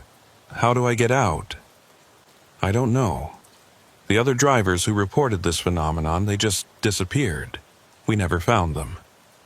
The red light in my mirror was getting brighter, closer, and I could see the headlights behind it more clearly now. It was another truck, identical to mine. I was being followed by myself, or something that looked like me. "How many other drivers?" I asked. "How many disappeared on this road?" 7 that we know of. Over the past 12 years, all during blizzards, all on County Road 47. 7 trucks, 7 drivers, all trapped on a road that didn't exist, following a red light that led nowhere, passing themselves going the opposite direction. The abandoned farmhouse appeared again on my right. I'd lost count of how many times I'd passed it now. "I'm going to try something," I told the trooper. "Reeve, don't do anything." I yanked the steering wheel hard to the right, driving off the road, through the ditch, into the open field. The truck bounced and lurched, my trailer swaying dangerously. I kept the accelerator down, plowing through the snow, putting distance between myself and County Road 47. After about 200 yards, the truck broke through into clear air. The snow stopped falling. The wind died, and I was suddenly on a different road entirely. A wide, well-maintained highway with clear lane markings and reflective signs. Interstate 29. I pulled over on the shoulder and sat there, shaking. Behind me, I could see the wall of snow where I'd come from, a solid white curtain that seemed to mark a boundary between one reality and another. The CB crackled. "Reeve, are you there?" "I'm here. I'm on I-29 now, the real one." "How did you get out?" "I drove off the road, just left County Road 47 entirely." That's never worked before. Every other driver who tried that said they just ended up back on the road, like it pulled them back. I looked at my GPS. It showed my location on I-29, about 30 miles south of Grand Forks. Only one signal now. No duplicate. "Maybe I got lucky," I said. But I didn't feel lucky. I felt like I'd escaped something that had been hunting me. Something that had wanted me to join those other 7 drivers on an endless loop through a storm that never ended. "Reeve, we need you to come to the Grand Forks Highway Patrol Station. We need to document what happened." "I will. But first, I need to make my delivery. The hospital is waiting." I drove the rest of the way to Grand Forks without incident. The interstate was clear, recently plowed, traffic moving normally. It was like the nightmare of County Road 47 had never happened. But when I reached Grand Forks and made my delivery, something strange happened. The receiving clerk looked at my paperwork, then looked at me with confusion. "Mr. Calder, we already received this delivery." "What?" "About an hour ago, another driver with your company brought the same supplies, same order number, same paperwork." "That's impossible. I have the supplies right here in my truck." We went out to my trailer and opened it. The cargo area was empty, completely empty, like it had never been loaded at all. But I'd seen the supplies in Minneapolis. I'd watched them load the boxes, had checked the manifest myself. They'd been there. The clerk showed me the signature from the earlier delivery. It was mine. My handwriting, my name, signed an hour ago when I'd still been trapped on County Road 47. I drove to the state patrol station like I'd promised. Trooper Callum Harbridge met me at the door. A tall man in his 40s with tired eyes that suggested he'd seen things he didn't like to talk about. "Reeve Calder, glad you made it out. Did you find any record of another delivery to the hospital under my name?" He nodded slowly. "We did. Signed for at 7:45 this evening. But that's impossible because you were still on County Road 47 at that time. So what happened? Did I make the delivery while I was trapped, or was it someone else?" "I think," Harbridge said carefully, "that there are multiple versions of tonight happening simultaneously. You got trapped in one version, on County Road 47. But another version of you stayed on the interstate, made the delivery normally. When you broke free from the loop, you crossed back into the timeline where the delivery had already happened. That sounds insane. It is insane, but it's the only explanation that fits what happened." He took me into his office and showed me files on the other 7 drivers who'd disappeared on County Road 47. All of them had similar stories. They'd turned onto the road during a blizzard, followed a red light, got trapped in a loop. None of them had been seen again. But in 3 of the cases, their trucks had been found later, parked at their destinations, cargo delivered. The drivers had simply vanished, but their deliveries were completed. It's like the road splits them, Harbridge said. One version gets trapped, drives forever. Another version completes the journey normally, but only one version is real, and it's not always the one that survives. Why did I survive when the others didn't? I don't know. Maybe because you drove off the road instead of trying to turn around. Maybe because you broke the pattern somehow. Or maybe... He trailed off. Maybe what? Maybe you didn't survive. Maybe the version of you sitting here right now is the one who got trapped, and the version that made the delivery is the real you. I thought about that as I drove back to Minneapolis the next day. The interstate was open again. The storm had passed. Everything was normal. But I couldn't shake the feeling that something was wrong, that I wasn't quite real anymore. When I got home, I checked my delivery records. They showed a successful completion of the Grand Forks run, signed and dated, but I remembered every moment of being trapped on County Road 47. Both things couldn't be true, unless they both were. I didn't drive for a week after that night. Called in sick, stayed in my apartment, tried to convince myself it had all been some kind of stress-induced hallucination. The human mind does strange things under pressure. Maybe I'd gotten confused about which road I was on. Maybe the snow had disoriented me. But that didn't explain the delivery signature. Didn't explain the trooper's tracking data showing my truck in 2 places at once. Didn't explain why my trailer had been full when I left Minneapolis and empty when I arrived in Grand Forks. On the 8th day, I got a call from my dispatcher. "Reeve, we need you back on the road. Got a high-priority load heading to Fargo. I'm not ready. Reeve, you've been driving for 11 years without incident. Whatever happened last week, you handled it. You survived. That's what professional drivers do." I wanted to tell him about the red light, about the loop, about passing myself on an impossible road. But what would I say that wouldn't sound insane? Give me a few more days. Can't do that. This load needs to move tonight. You're the only driver I trust with it. So I took the job, because that's what you do. You get back in the truck and drive even when you're scared, even when you know there are things out there that don't make sense. I picked up the load in Minneapolis, checked everything twice. The cargo was there, I watched them seal the trailer, got the manifest.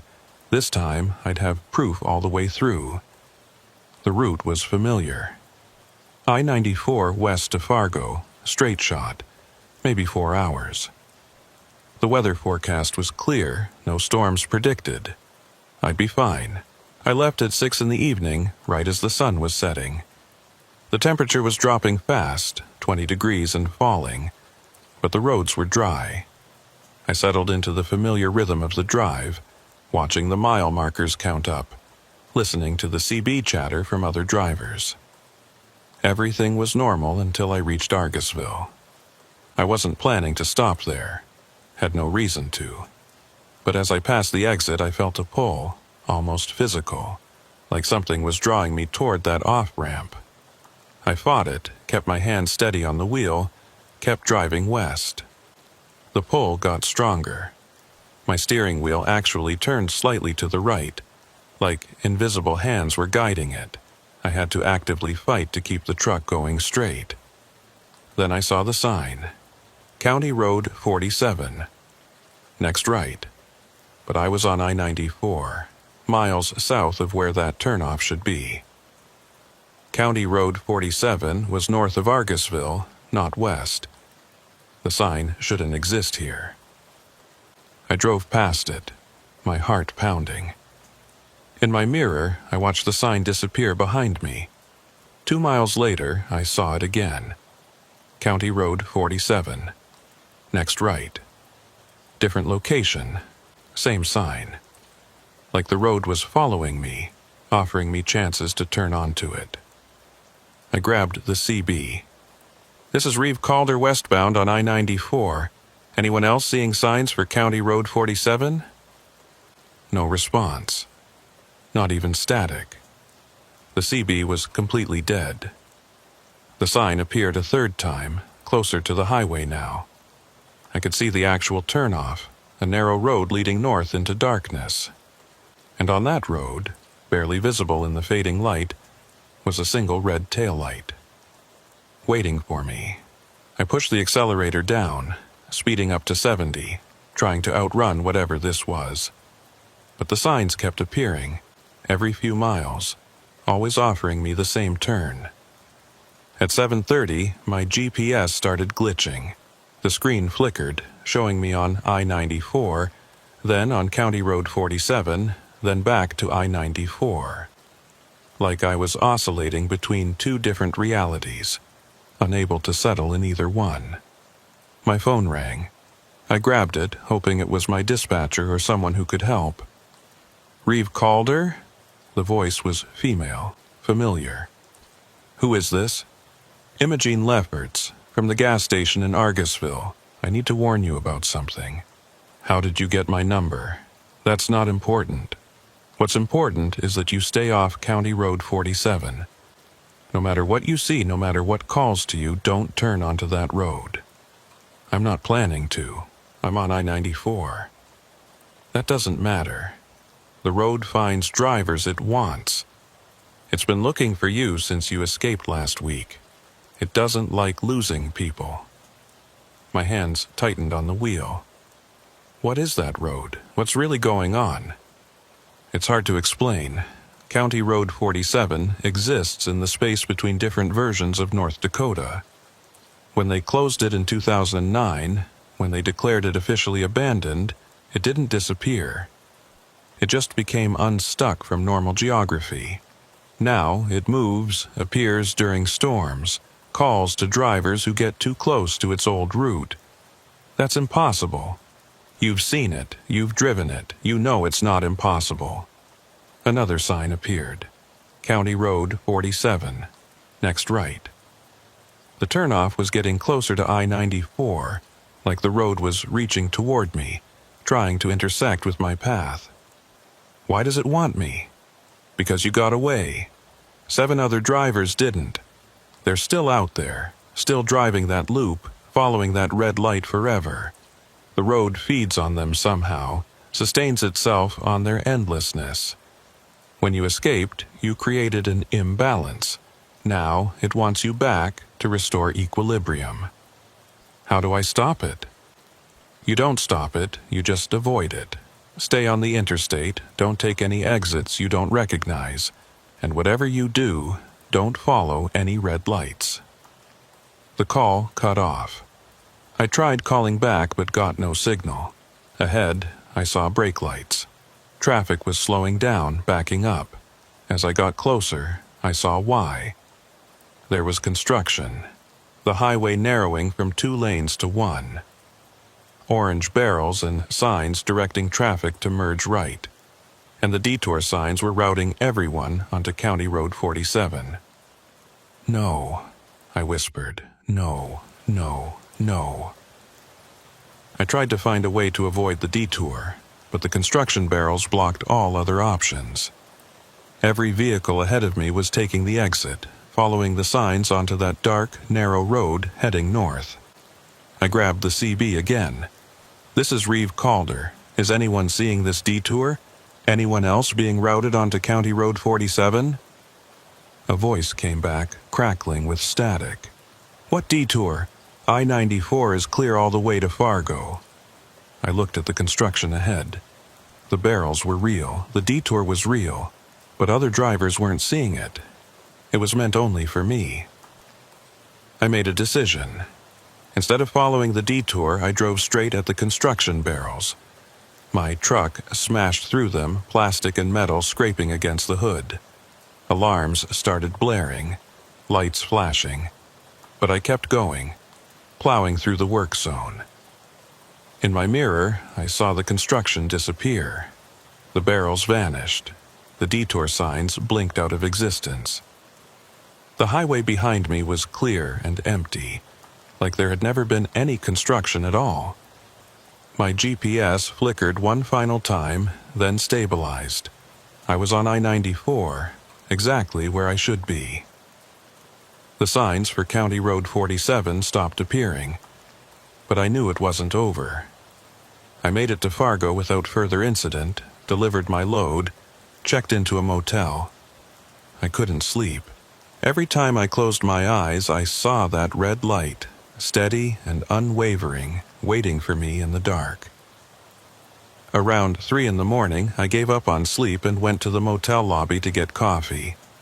There was one other person there, a truck driver maybe 10 years older than me, staring out the window at the parking lot. "Can't sleep either?" he asked. "Not really. Bad dreams?" Something like that. He turned to look at me, and I saw something in his eyes. Recognition. Fear.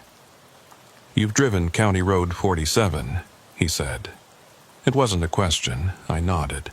"When?" "Last week, and it tried to pull me back tonight." He sat down heavily in one of the lobby chairs. "I drove it 15 years ago. Been running from it ever since. It still calls to me sometimes, shows me signs, offers me turns. But I've learned to recognize them, to avoid them. Does it ever stop? I don't know. I've never met anyone who escaped it long enough to find out." He looked at me carefully. "You know about the red light?" "I followed it for 2 hours. Never got any closer." That light is the road itself, in a way. It's a beacon, a lure. It leads you deeper into the loop, makes you think you're following another vehicle, when really you're just chasing your own future. The moment when you'll be trapped forever. What happened to the other drivers? The ones who didn't escape? They're still out there, still driving. I've seen them sometimes, when I get too close to places where the road used to run. Trucks from different eras, different decades, all moving along an invisible highway, all following that same red light. Some of those trucks are from the 1980s, maybe earlier. Their drivers have been trapped for 40 years. The thought made me sick. 40 years of driving in circles, following a light that never got closer, passing yourself over and over, never able to stop or turn around or escape. "Why doesn't someone do something?" I asked. "Why doesn't the state close off access, warn people?" "They've tried. They put up barriers, closed the old turnoffs, erased it from maps. But the road doesn't care about barriers. It moves, appears in new places, finds new ways to intersect with the real world. You can't close a road that doesn't follow normal rules of geography. There has to be a way to destroy it, to free the trapped drivers. If there is, nobody's found it yet. The best we can do is avoid it and warn others. That's why I'm still driving after 15 years. Still watching for the signs, still running. Because the moment I stop paying attention, the moment I let my guard down, that's when it'll get me." We talked for another hour, sharing stories, comparing experiences.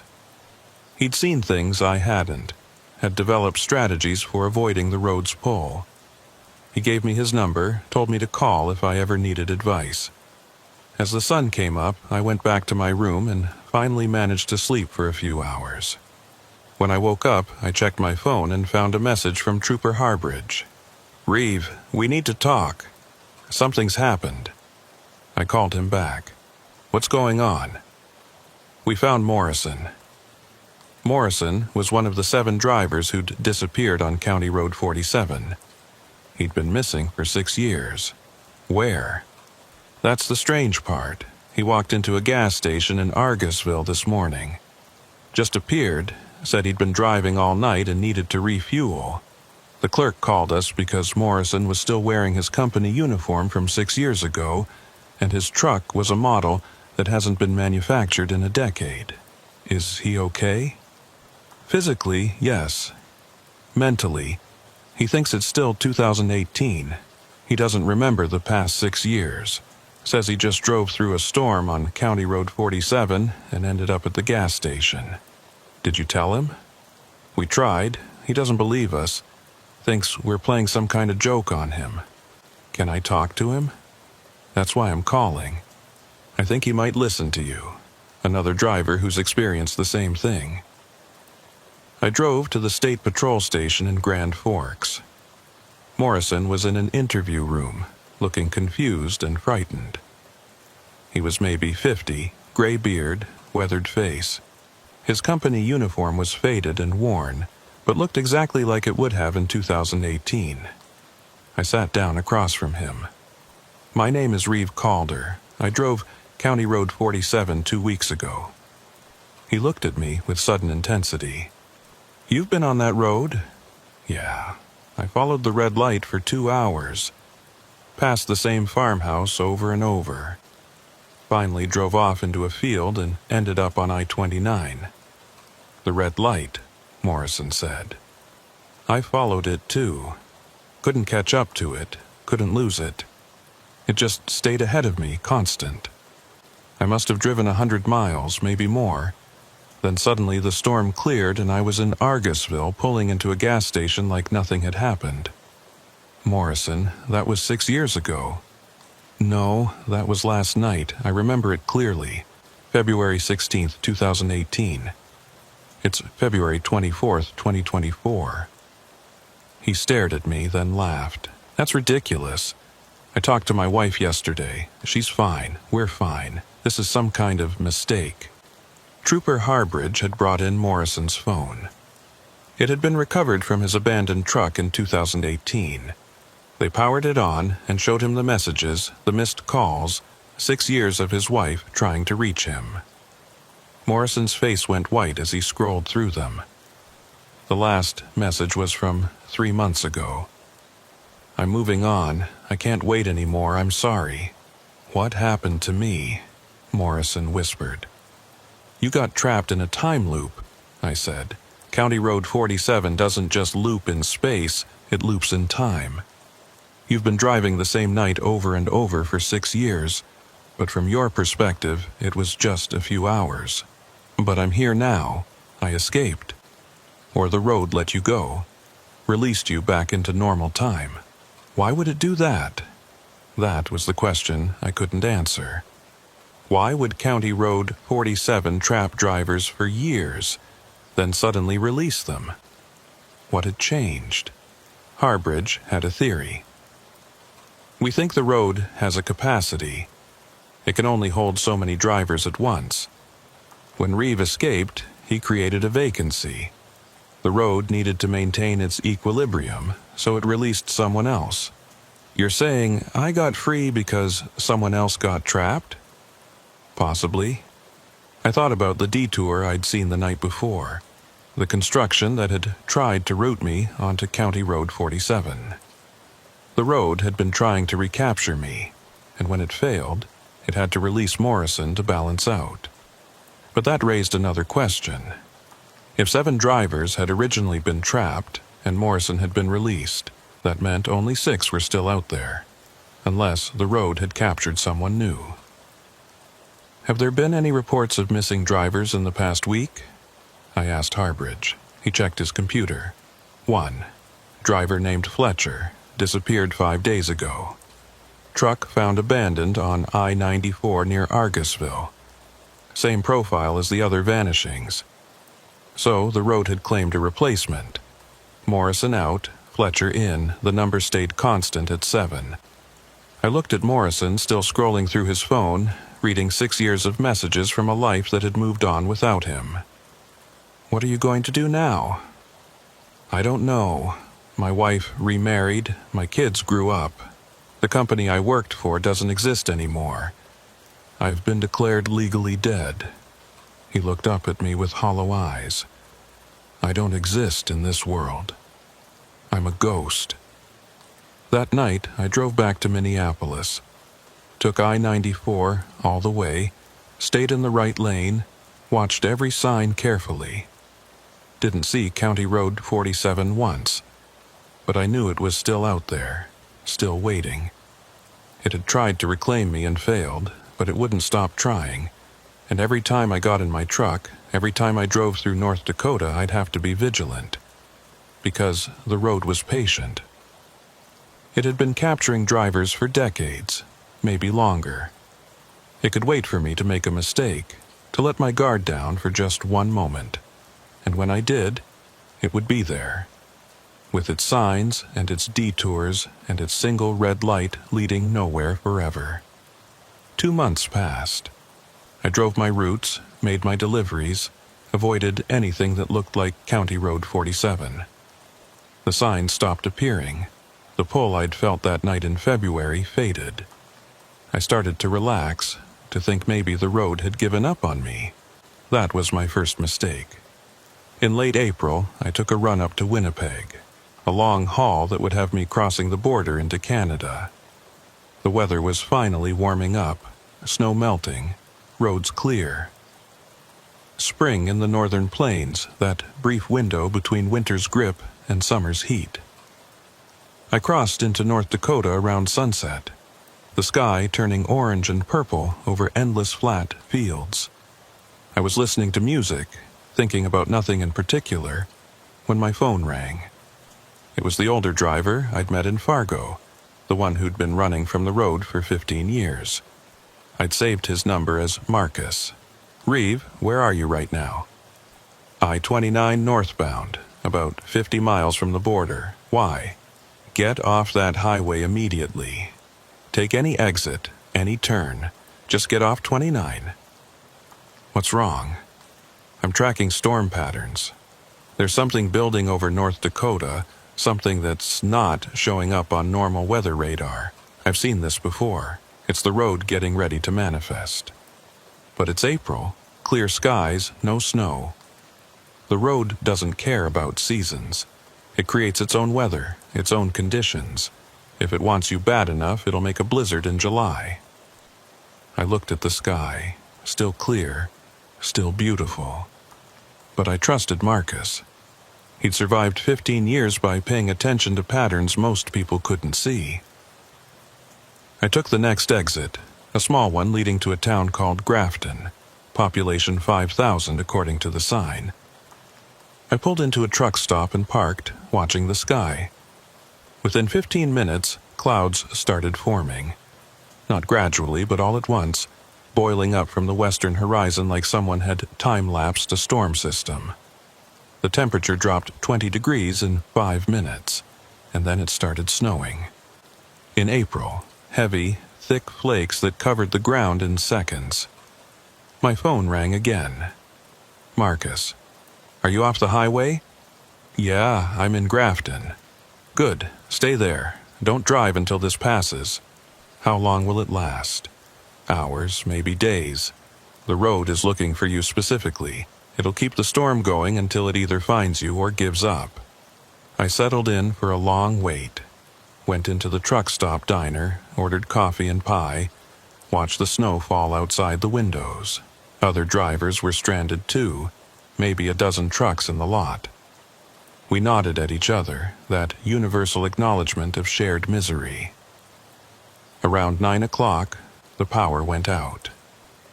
The diner went dark, except for emergency lights. The staff apologized, said the storm had knocked out the local grid. They'd stay open as long as they could using the backup generator. I went back to my truck to sleep, but sleep wouldn't come. I kept thinking about Morrison, about those 6 years he'd lost, about the fact that he didn't exist anymore in any meaningful way. His life had moved on without him, and when the road finally released him, he came back to nothing. Is that what would happen to me if I got trapped? Would I drive that endless loop for years, decades, until the road decided to spit me back out into a world that had forgotten me? Around midnight, I heard a knock on my truck door. I turned on my interior light and saw a woman standing in the snow, probably in her 30s, wearing a heavy coat. I rolled down my window a crack. "Can I help you? Are you Reeve Calder?" My stomach dropped. "Who's asking?" "My name is Emma Fletcher. My husband disappeared 3 months ago. Trooper Harbridge gave me your number, said you might be able to help me understand what happened. Fletcher, the driver who'd vanished when Morrison was released. The one who was still trapped on County Road 47. I don't know if I can help you, I said. Please, I just need to understand. The State Patrol says he's missing, but they won't tell me anything else. I know there's more to it. I know something strange happened. I looked at her face, saw the desperation there, the fear. She deserved to know the truth, even if it was terrifying. Get in, I said. She climbed up into the passenger seat, shaking snow off her coat. I turned up the heat and tried to figure out how to explain something I barely understood myself. Your husband drove onto County Road 47 during a storm, I said. That road, it's not like normal roads. It exists in a kind of loop, separate from regular space and time. Drivers who turn onto it get trapped, sometimes for years. She stared at me. That's insane. I know, but it's true. I drove it myself 2 months ago, almost got trapped. Your husband wasn't as lucky. So he's alive, in a sense. He's still driving, still out there somewhere, but he can't get back. Not unless the road decides to release him.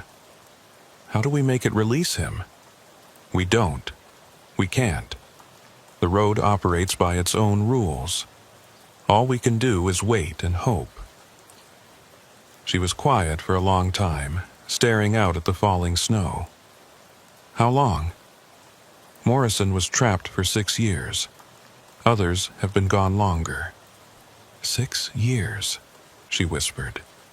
I can't wait 6 years. We have kids. They need their father. I'm sorry. Is there anyone else out there? Anyone else who knows about this? I told her about Marcus, about the network of drivers who'd encountered the road and survived, about Trooper Harbridge's investigations, about Imogene at the gas station in Argusville, who seemed to know more than she should. I need to talk to them, Emma said. I need to find a way to get him back. You can try, but Emma, you need to understand something. Your husband might not be the same person when he comes back. Morrison lost 6 years, but he also lost something else, part of himself. The road takes that from you. I don't care, I just want him home. She climbed back out of my truck and disappeared into the snow. I watched her go, feeling helpless.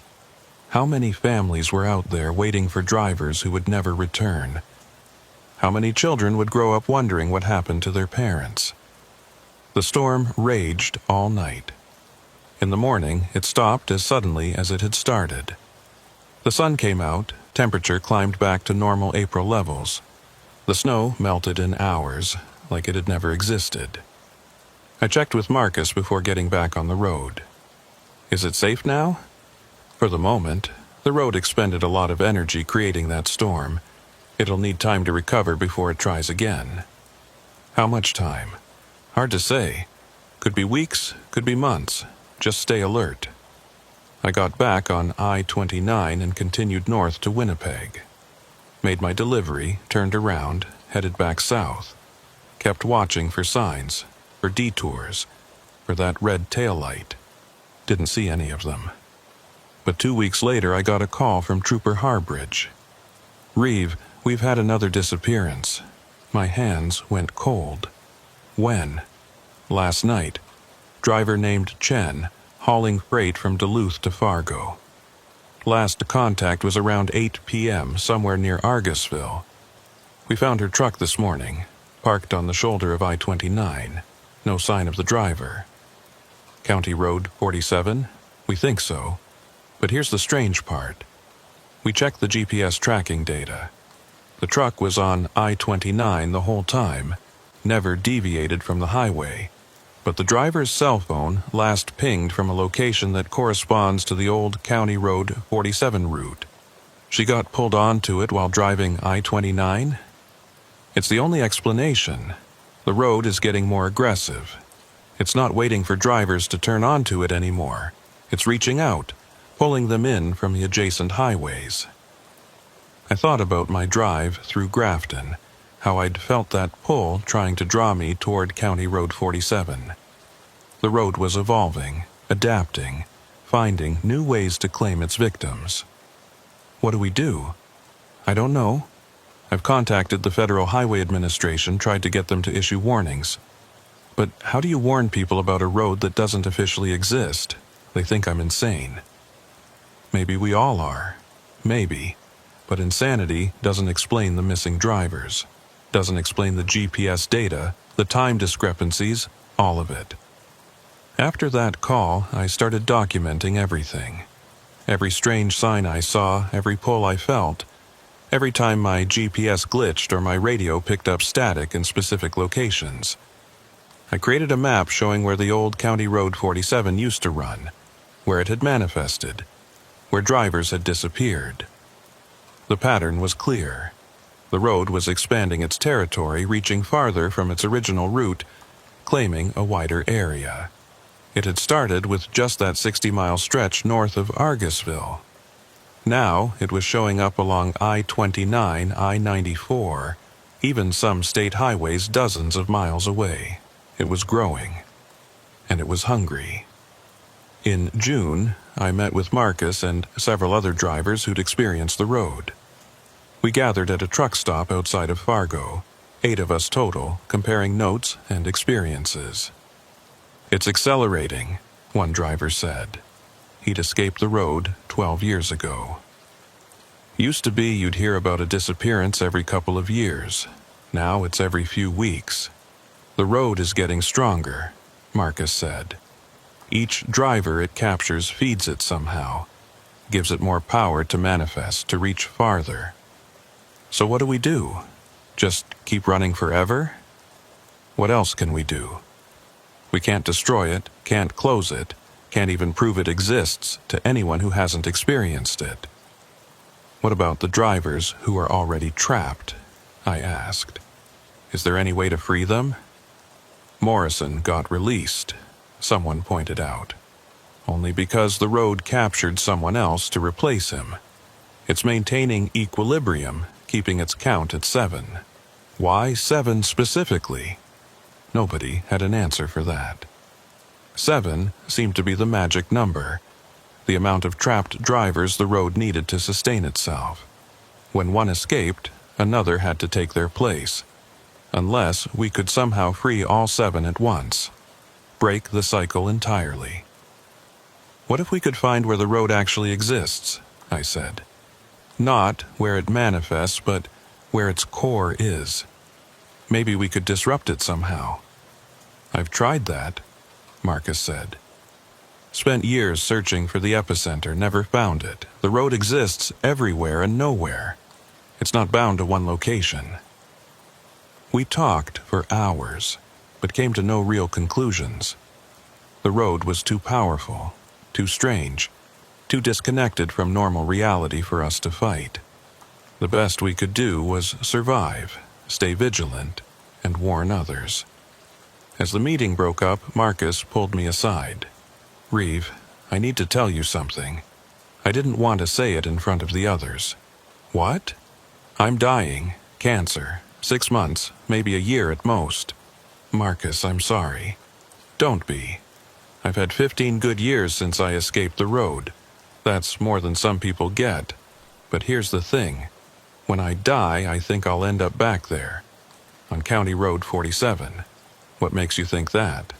"Because I never really left. Part of me is still there, still driving that loop. The road released my body, but it kept part of my soul, my essence. I can feel it sometimes, like an anchor pulling at me. When my body dies, the anchor will pull the rest of me back. That can't be true." "I think it is. And I think it's true for you too, for everyone who's driven that road. We're all still there, in some way. The road doesn't let you go completely. It just lets you think you've escaped." His words haunted me for weeks after that conversation. Was I really free? Or was part of me still trapped on County Road 47, following that red light forever. I started having dreams. In them, I was driving through endless snow, following a red glow that never got closer. Mile after mile after mile, with no beginning and no end. Just the road and the storm and the light. And when I woke up, I wasn't sure which version was real. The one where I was safe in my apartment, or the one where I was still driving, still trapped, dreaming of escape. August came, and with it a heat wave that turned the northern plains into an oven. Temperatures hit the hundreds, the air shimmering over black asphalt. The last thing anyone expected was snow. But on August 15th, at 3 in the afternoon, it started snowing in Argusville, North Dakota. Not everywhere, just a localized area, a bubble of winter in the middle of summer. The temperature inside the bubble was 20 degrees. Outside, it was 98. Trooper Harbridge called me. It's happening again. The road is manifesting in broad daylight now, creating its own weather regardless of season.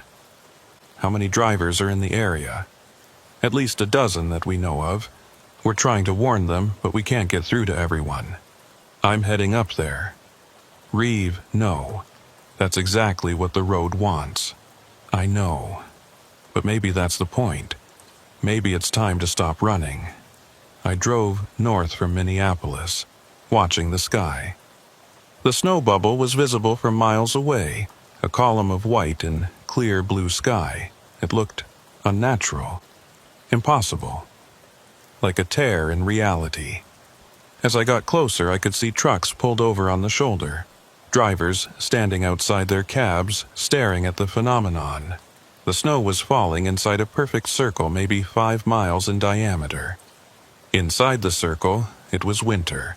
Outside, summer. I parked at the edge and got out. The temperature line was sharp, like walking through a door. One step, and I went from sweltering heat to freezing cold. County Road 47 was visible inside the snow bubble.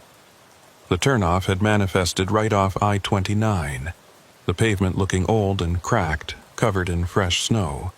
And on that road, about a quarter-mile in, I could see it, the red taillight, waiting. Other drivers had gathered at the edge of the bubble, drawn by curiosity or concern. I saw Emma Fletcher there. Morrison's wife had told her about me.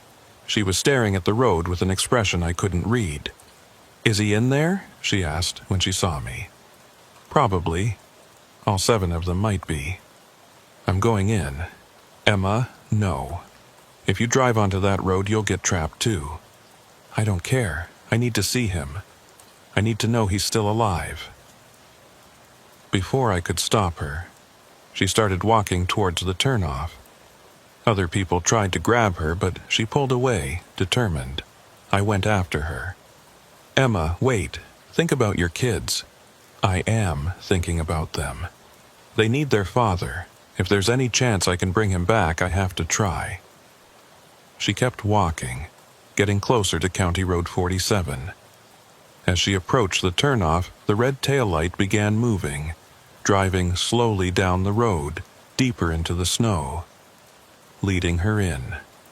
"Emma, that light is a trap. It's not your husband. It's the road itself trying to lure you." I know what I'm doing.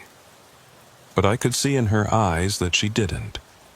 She was desperate, grieving, willing to believe anything that might reunite her with her husband. The road knew that, fed on that vulnerability. I made a decision. I ran past her, putting myself between her and the road. If anyone's going in, it's me. I've been there before. I know how it works. "Reeve, don't." Trooper Harbridge had arrived, was trying to set up a perimeter. "We don't know what will happen if you go back. I know exactly what will happen. I'll get trapped like the others, but maybe that's what needs to happen. Maybe the road won't stop until it has me. That's suicide. Maybe. Or maybe it's the only way to end this." I started walking toward the turnoff. Behind me, I heard people shouting, trying to stop me. but I kept going, following that red light deeper into the snow. As I stepped onto County Road 47, everything changed. The sounds from behind me cut off instantly like someone had closed a door. The temperature dropped another 20 degrees, and I was alone on an empty road with only the red light ahead of me. I didn't have my truck, so I walked.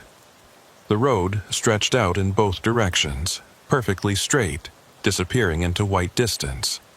No farmhouses, no landmarks, just road and snow and that glowing red light always the same distance ahead. I walked for what felt like hours. My feet went numb, then my hands, then my face. But I kept going because there was nothing else to do. The road offered only one direction: forward. Eventually, I saw them. The trucks appeared out of the snow like ghosts, 7 of them, all different models from different eras. They were driving in a line, following each other, following the red light. Slow and steady, never stopping, never speeding up. I flagged down the first truck. It pulled over, and the driver looked down at me through the window. It was Morrison, but different. His face was blurry, indistinct, like a photograph that had been copied too many times. "Reeve Calder," he said. His voice was hollow, distant. "I wondered when you'd come back. I'm here to get you out, all of you. There is no out. This is the road now. This is forever. Morrison, you got out before, in April. You walked into that gas station, remember?" He looked confused. "I've never left this road. I've been driving here for, I don't know how long, years maybe. Time doesn't work right here. You did leave. You came back to the real world for a few hours. Your wife is waiting for you. Emma is out there right now trying to find you." At the mention of his wife's name, something changed in Morrison's blurred face, a flicker of recognition, of pain. "Emma," he whispered. "She hasn't given up on you. None of them have. Fletcher's wife, Chen's family, all of them are waiting." The other trucks had stopped too, 6 more drivers, all with that same blurred, fading quality. I recognized some of them from photos Harbridge had shown me. People who'd been missing for years, decades in some cases. "We can't leave," one of them said. "The road won't let us. What if we all leave at once? All 7 of you, plus me. We overwhelm it, break the pattern." "We've tried that," another driver said. "Whenever we try to turn around, the road just loops us back. We end up exactly where we started. Because you tried to go back the way you came. But what if we go forward? What if we drive through the red light instead of following it?" They all stared at me like I was insane. "Nobody drives through the light," Morrison said. "That's the one rule everyone understands. You follow the light, you never catch it, you never cross it. But what if that's exactly what we need to do? The light is the road's control mechanism. It keeps you chasing, keeps you moving in the pattern it wants.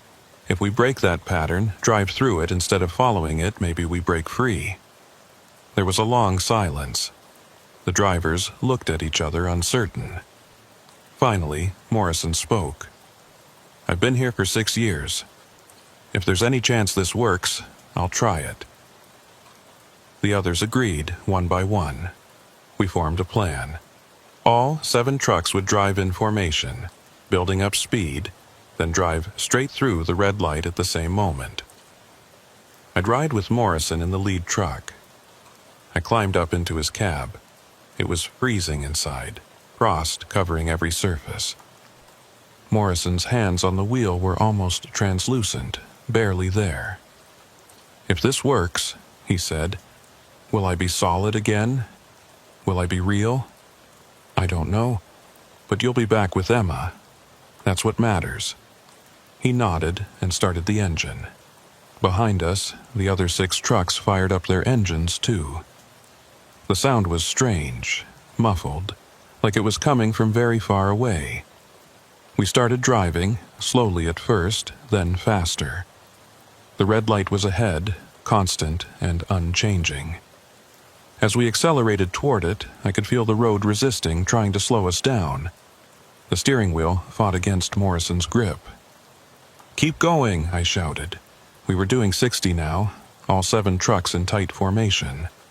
The red light was getting closer, larger, filling our vision. It wasn't a tail light at all, I realized. It was a doorway, a portal, a tear in the fabric of the road itself.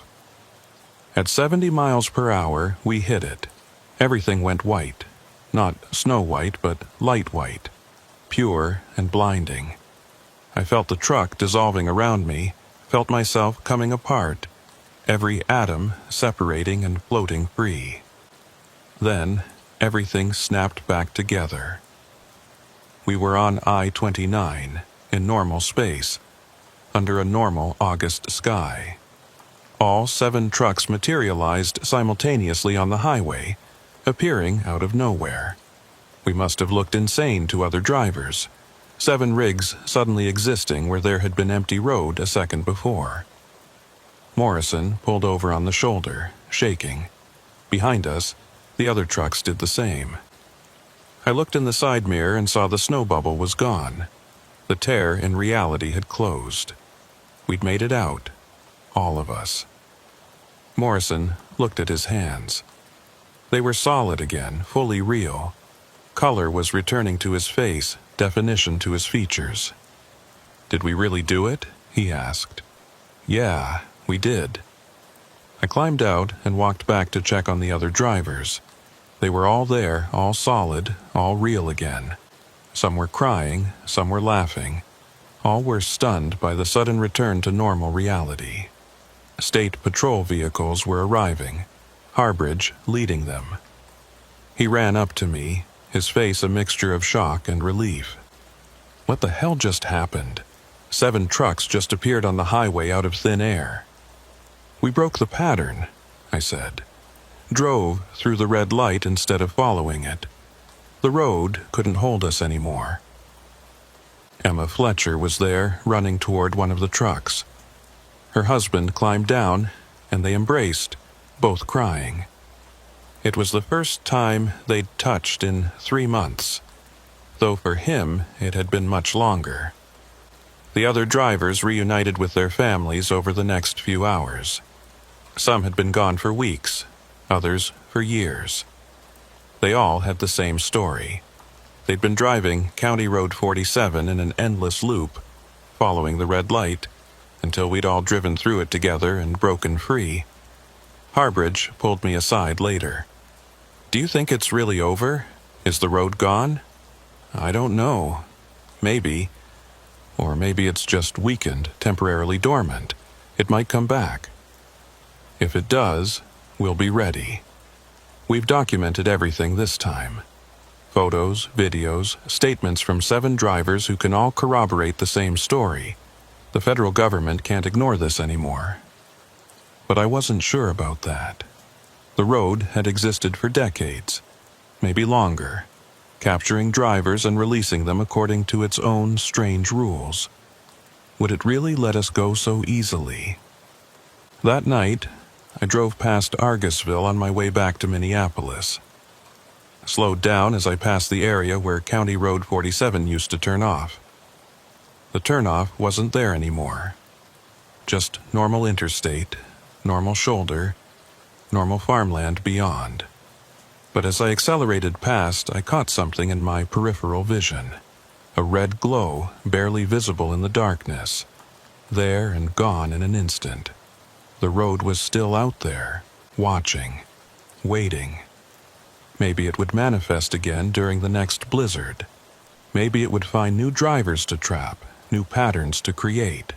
Or maybe we'd really broken it, ended its reign over this stretch of North Dakota highway. I'd never know for sure. But I do know this. I'll never stop watching for it. Never stop checking my mirrors for that red taillight. Never stop listening for the CB static that means the road is near. Because some things don't stay buried. Some roads don't stay closed. and County Road 47 had been patient for a very long time. It could afford to wait a little longer. My name is Merritt Halcomb, and I've been hauling freight across the Northern Plains for 9 years. Most people think the danger out here comes from weather or bad roads or equipment failure. They're wrong. The real danger comes from being alone in places where you shouldn't be alone, where the isolation does strange things to reality itself. I learned that lesson on Highway 20 between Valentine, Nebraska, and Fargo, North Dakota. It was the third week of January, and I was running a tight schedule. Picked up a load of agricultural equipment in North Platte, needed to deliver it to a farm supply company outside Fargo by Friday morning. That gave me about 18 hours to cover 500 miles through some of the emptiest country in America. The route was straightforward. Highway 20 east through the Nebraska Sandhills, then north through South Dakota into North Dakota. In summer, it's beautiful country, rolling hills covered in prairie grass, the occasional ranch house standing alone against the sky. In January, it's desolate, just snow and wind and endless white horizon. I left North Platte at 4 in the afternoon, planning to drive straight through the night. The weather forecast showed snow moving in around midnight, but nothing severe. Just another winter system rolling across the plains. The sun was already low when I reached Valentine, the last real town before a long stretch of nothing. I stopped to fuel up and grab coffee, checking the weather one more time on my phone. The forecast had changed. What had been predicted as light snow was now showing as a major blizzard warning. Winter storm conditions, possible whiteout, travel not recommended. I stood there in the parking lot of the truck stop, watching the western sky turn dark gray, and debated my options. I could park here in Valentine and wait out the storm, lose a day on my delivery. Or I could push through, try to make it to Aberdeen or Watertown in South Dakota before the worst hit. I chose wrong. By 6 o'clock, I was 60 miles east of Valentine on Highway 20, and the snow had started. Light at first, but building fast. The wind was picking up too, that constant prairie wind that never stops, never gives you a break. It pushed against the truck, made the trailer sway. The landscape out here is strange, even in good weather. The Sandhills region is all rolling dunes covered in grass, no trees, no landmarks. Just waves of land like a frozen ocean. When the snow started to obscure the hills, everything blended together into one white mass. At 7:30, visibility dropped to near zero. I was doing 30 miles per hour, following the road more by feel than sight. No other traffic, no lights from houses or towns, just me and the truck and the storm. I tried the CB radio. "This is Merritt Halcomb eastbound on Highway 20. Anyone copy?" Static, then a voice. Male, older, rough from years of smoking. "This is Boone Merrick westbound, about 40 miles east of your position. Weather's getting bad out here." "Same on my end. Thinking about finding somewhere to stop. There's a rest area coming up on your side in about 15 miles. Might want to pull in and wait this out." "Copy that. Thanks for the heads up." The transmission ended, and I focused on driving. 15 miles at 30 miles per hour meant another half hour in the storm. I could manage that. The rest area appeared suddenly in my headlights, a small sign barely visible through the snow. I almost missed the turnoff, had to brake hard and swing the truck onto the access road. The road curved into what looked like a parking area, and I could make out the dark shape of a building ahead. I pulled into a parking spot and killed the engine, sitting there for a moment, listening to the wind hammer against the truck. Through the windshield, I could see the rest area building. It was bigger than I expected, a proper facility with what looked like a main building and some auxiliary structures. Unusual for this stretch of highway. I grabbed my heavy coat and climbed down from the cab. The wind hit me immediately, so cold it hurt to breathe. Snow stung my face like needles.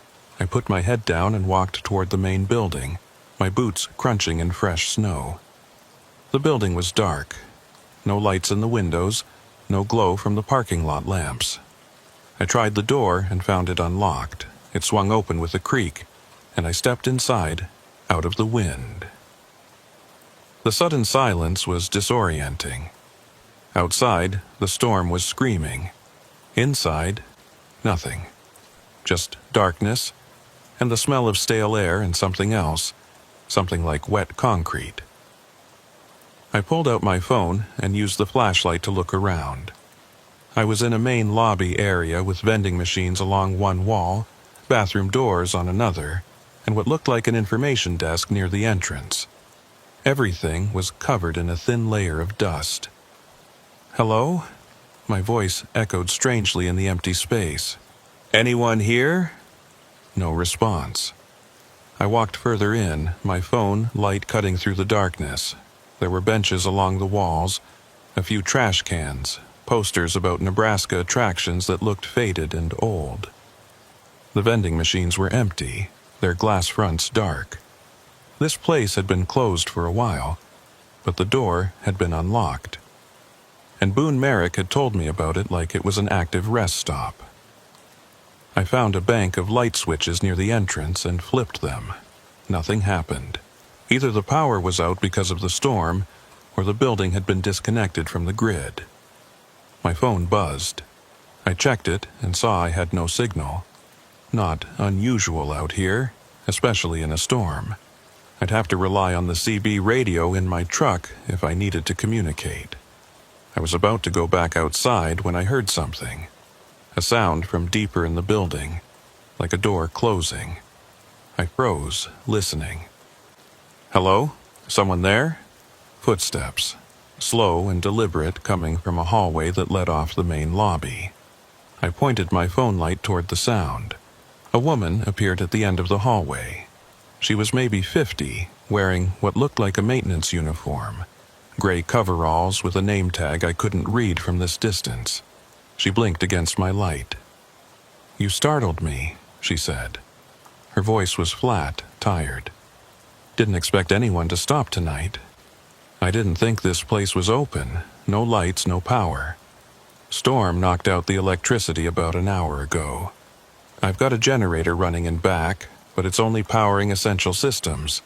Heat and water, mostly." She walked closer, and I could see her name tag now. Edra Klein. "I'm Merritt Halcomb, just looking for somewhere to wait out this weather."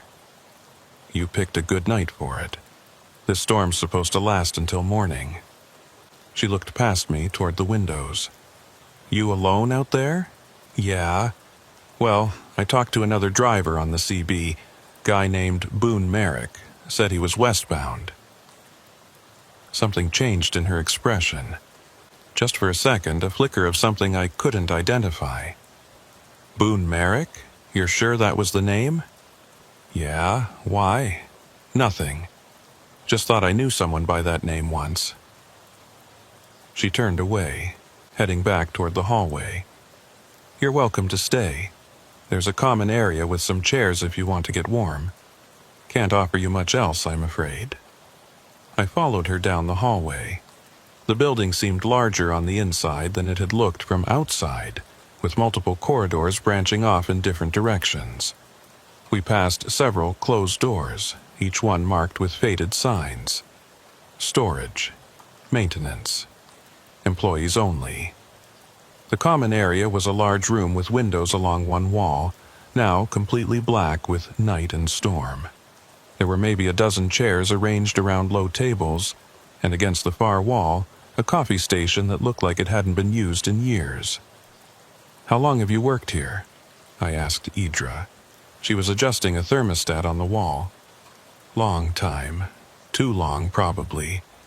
Not many people stop here anymore since they built the new facilities further east.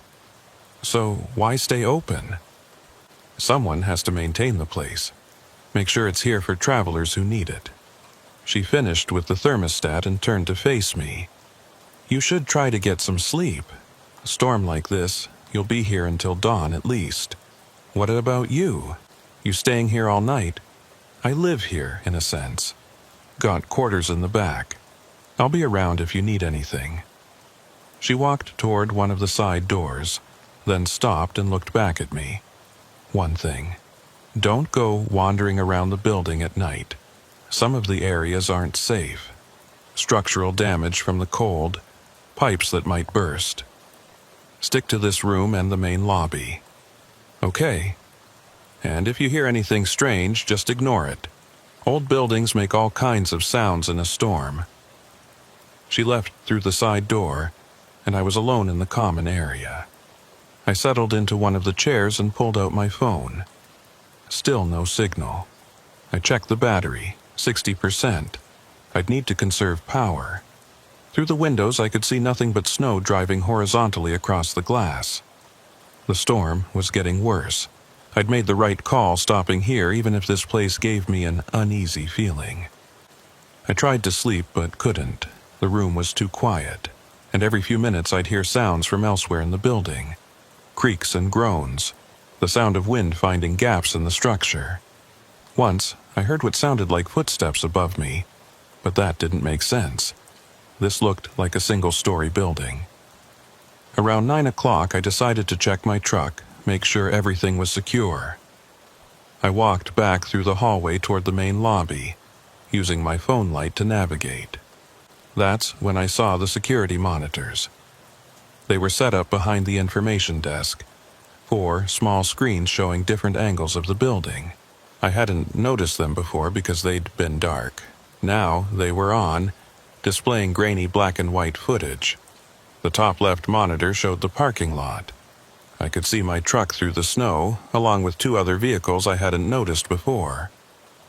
A pickup truck and what looked like another big rig. The top right monitor showed the main lobby from a high angle. Empty. The bottom left showed a hallway I hadn't been down yet, and the bottom right showed the common area I'd just left. In the common area monitor, I could see someone sitting in the chair I'd been in. A man, heavy-set, wearing a heavy coat. He was looking directly at the camera. I spun around, but there was no one else in the lobby with me. I looked back at the monitor. The man was still there, still staring at the camera. I walked quickly back to the common area. It was empty. No one in any of the chairs. Back at the monitors, the man was gone. The room showed empty, just like I'd found it. I stood there for a long moment, trying to make sense of what I'd seen. A glitch in the system, maybe. Old equipment showing a recording instead of a live feed. But the timestamp in the corner of the screen showed the current time. And I'd watched the man move, shift his position slightly. It hadn't been a static image.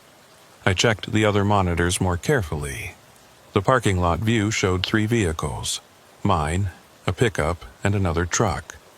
But when I went to the window and looked out, I could only see my Freightliner. The other vehicles weren't there. The hallway monitor showed movement. A figure walking away from the camera, heading deeper into the building. Too far away to identify, but definitely a person. I grabbed the CB radio from my truck and brought it inside, setting it up on the information desk. I tried calling Boone Merrick. "Boone, this is Merritt. You copy?" Static for a moment, then his voice came through. "I copy, Merritt. You make it to that rest stop?" "Yeah, I'm here." "You still on the road?" "No, I pulled over about 10 miles back. Found an abandoned barn, got the truck under cover. This storm's too much to drive through." "Boone, when you told me about this rest stop, did you know it was closed?" A pause. "Closed? What do you mean?" "There's no power. Place looks like it's been shut down for a while. There's a maintenance worker here, says they keep it minimally operational, but I'm not sure I believe her." Another pause, longer this time.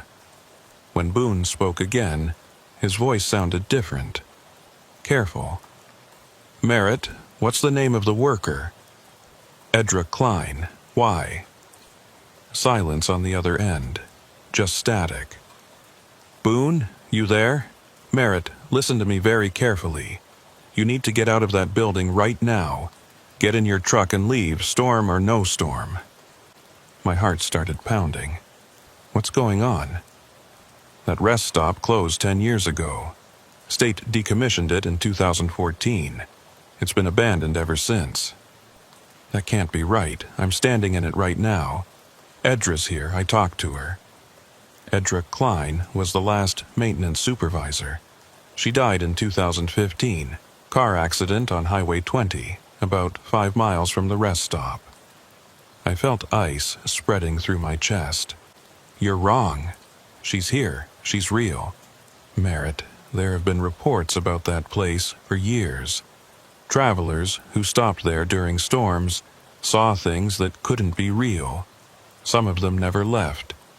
Get out of there now. I looked at the security monitors. The common area view showed the man again, sitting in the same chair. But now he was looking towards the hallway, toward where I was standing. On the hallway monitor, I saw myself, standing at the information desk, looking at the screens. But on the parking lot monitor, there were now 4 vehicles. My truck, the pickup, another big rig, and a car I didn't recognize. Boone, the security cameras are showing things that aren't there. People, vehicles.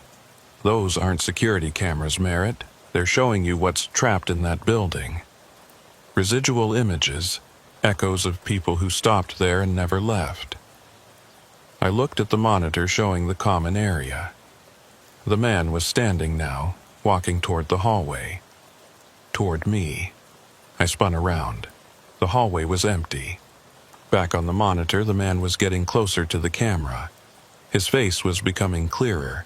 Heavy features, gray beard, wearing a coat with a company logo I couldn't quite read. "Merritt, are you listening?" Boone's voice was urgent now. "You need to go.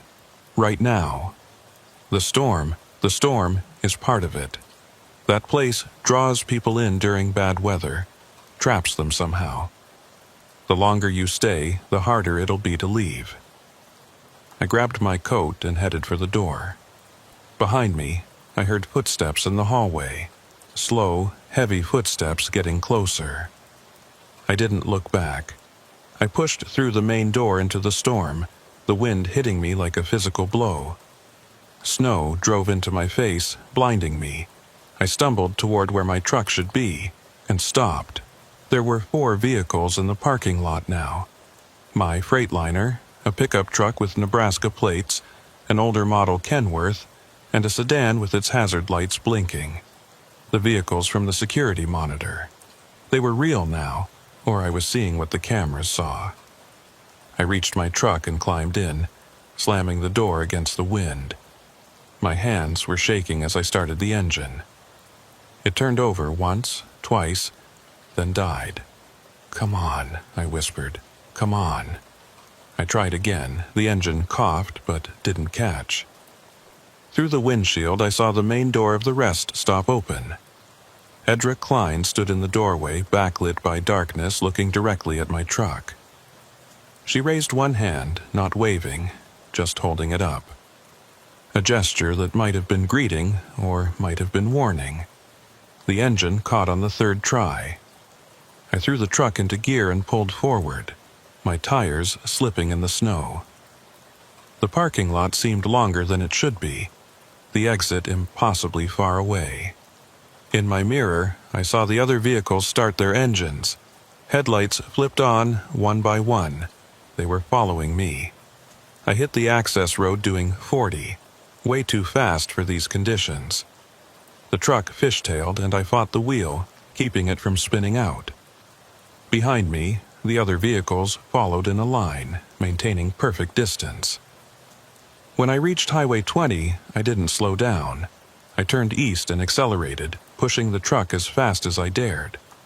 The vehicles behind me kept pace for about a mile, then one by one they started to fade, their headlights growing dimmer until they disappeared entirely. I drove for another hour before I felt safe enough to stop. Found a closed gas station in a town called Ainsworth and pulled into the parking lot, leaving the engine running. My whole body was shaking. The CB crackled. "Merritt, You make it out? Yeah, Boone, I'm out. Where are you? Ainsworth, about 60 miles east. Good, that's good. Stay there until the storm clears. Don't go back. Boone, what is that place? I don't know exactly, but I've heard stories about it for years. Travelers who stop there and lose time. People who arrive but never leave. Some folks say it's a loop, a pocket of reality that got stuck somehow. Others say it's haunted. All I know for sure is that people go in and don't come out. But I got out. For now. But Merritt, here's the thing you need to understand. That place might have let you go, or you might not have left at all. What do you mean? How do you know you're really in Ainsworth? How do you know this isn't part of the rest stop, making you think you escaped? I looked around at the dark gas station, the empty parking lot, the falling snow. Everything looked real, but so had Edra Klein, so had those security monitors. I'm real, I said. This is real. Maybe, but keep an eye on things. Watch for signs that reality isn't quite right. Because if you're still in that place, if you didn't really escape, you'll start to notice the edges fraying, the same moments repeating, time not moving forward properly. The transmission ended. I sat in my truck, engine idling, watching the snow fall, counting the minutes to make sure they passed normally, checking my phone to make sure the time matched my watch. Everything seemed normal, but Boone's words echoed in my head. How do you know this isn't part of the rest stop? And the terrible thing was, I didn't know. I couldn't know for certain. Because if reality could bend enough to show me dead people on security monitors, if a building could trap travelers in some kind of loop, then how could I trust anything I perceived? I waited there until dawn, when the storm finally broke and the sky began to lighten. Other vehicles started appearing on the highway, normal morning traffic. I talked to a couple of truckers on the CB, discussed road conditions and weather forecasts. Everything was ordinary, but I couldn't shake the feeling that I was still being watched, that somewhere behind me, in a rest stop that shouldn't exist, Edra Klein was standing in a doorway, her hand raised in that ambiguous gesture, waiting for me to realize I'd never really left at all. I made my delivery in Fargo the next morning, still shaken but trying to act normal. The receiving clerk signed for the equipment, made small talk about the weather. Everything was routine, ordinary. But I kept checking my phone, making sure the timestamp was advancing properly. Kept looking at my watch, comparing it to the clock on the wall, making sure time was moving forward in a straight line. After the delivery, I called my dispatcher to report in. She answered on the second ring. Merritt, there you are. We were getting worried. You dropped off our tracking system for about 6 hours last night. My stomach dropped. What do you mean, dropped off? Your GPS tracker went dark around 7 p.m. and didn't come back online until 1 in the morning. We tried calling but couldn't reach you. What happened? I stopped at a rest area during the storm. Must have been in a dead zone. For 6 hours? That's unusual. Are you okay? Yeah, I'm fine. Just tired.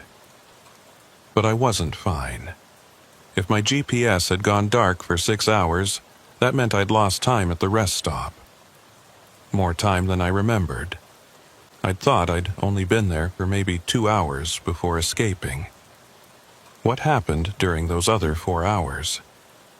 I drove to a truck stop in Fargo and parked, trying to piece together the timeline. I'd arrived at the rest stop around 7:30. Talked to Edra, explored the building, saw the security monitors. Then I'd fled to my truck and driven to Ainsworth. Arriving around, I checked my phone log. My last call before the rest stop had been at 7:15. My next call to my wife had been at 1:45 in the morning. 6.5 hours unaccounted for. But I remembered the whole sequence of events. Arriving, talking to Edra, seeing the monitors, fleeing. It couldn't have taken more than 2 hours, unless my memory was wrong, or unless time worked differently in that building.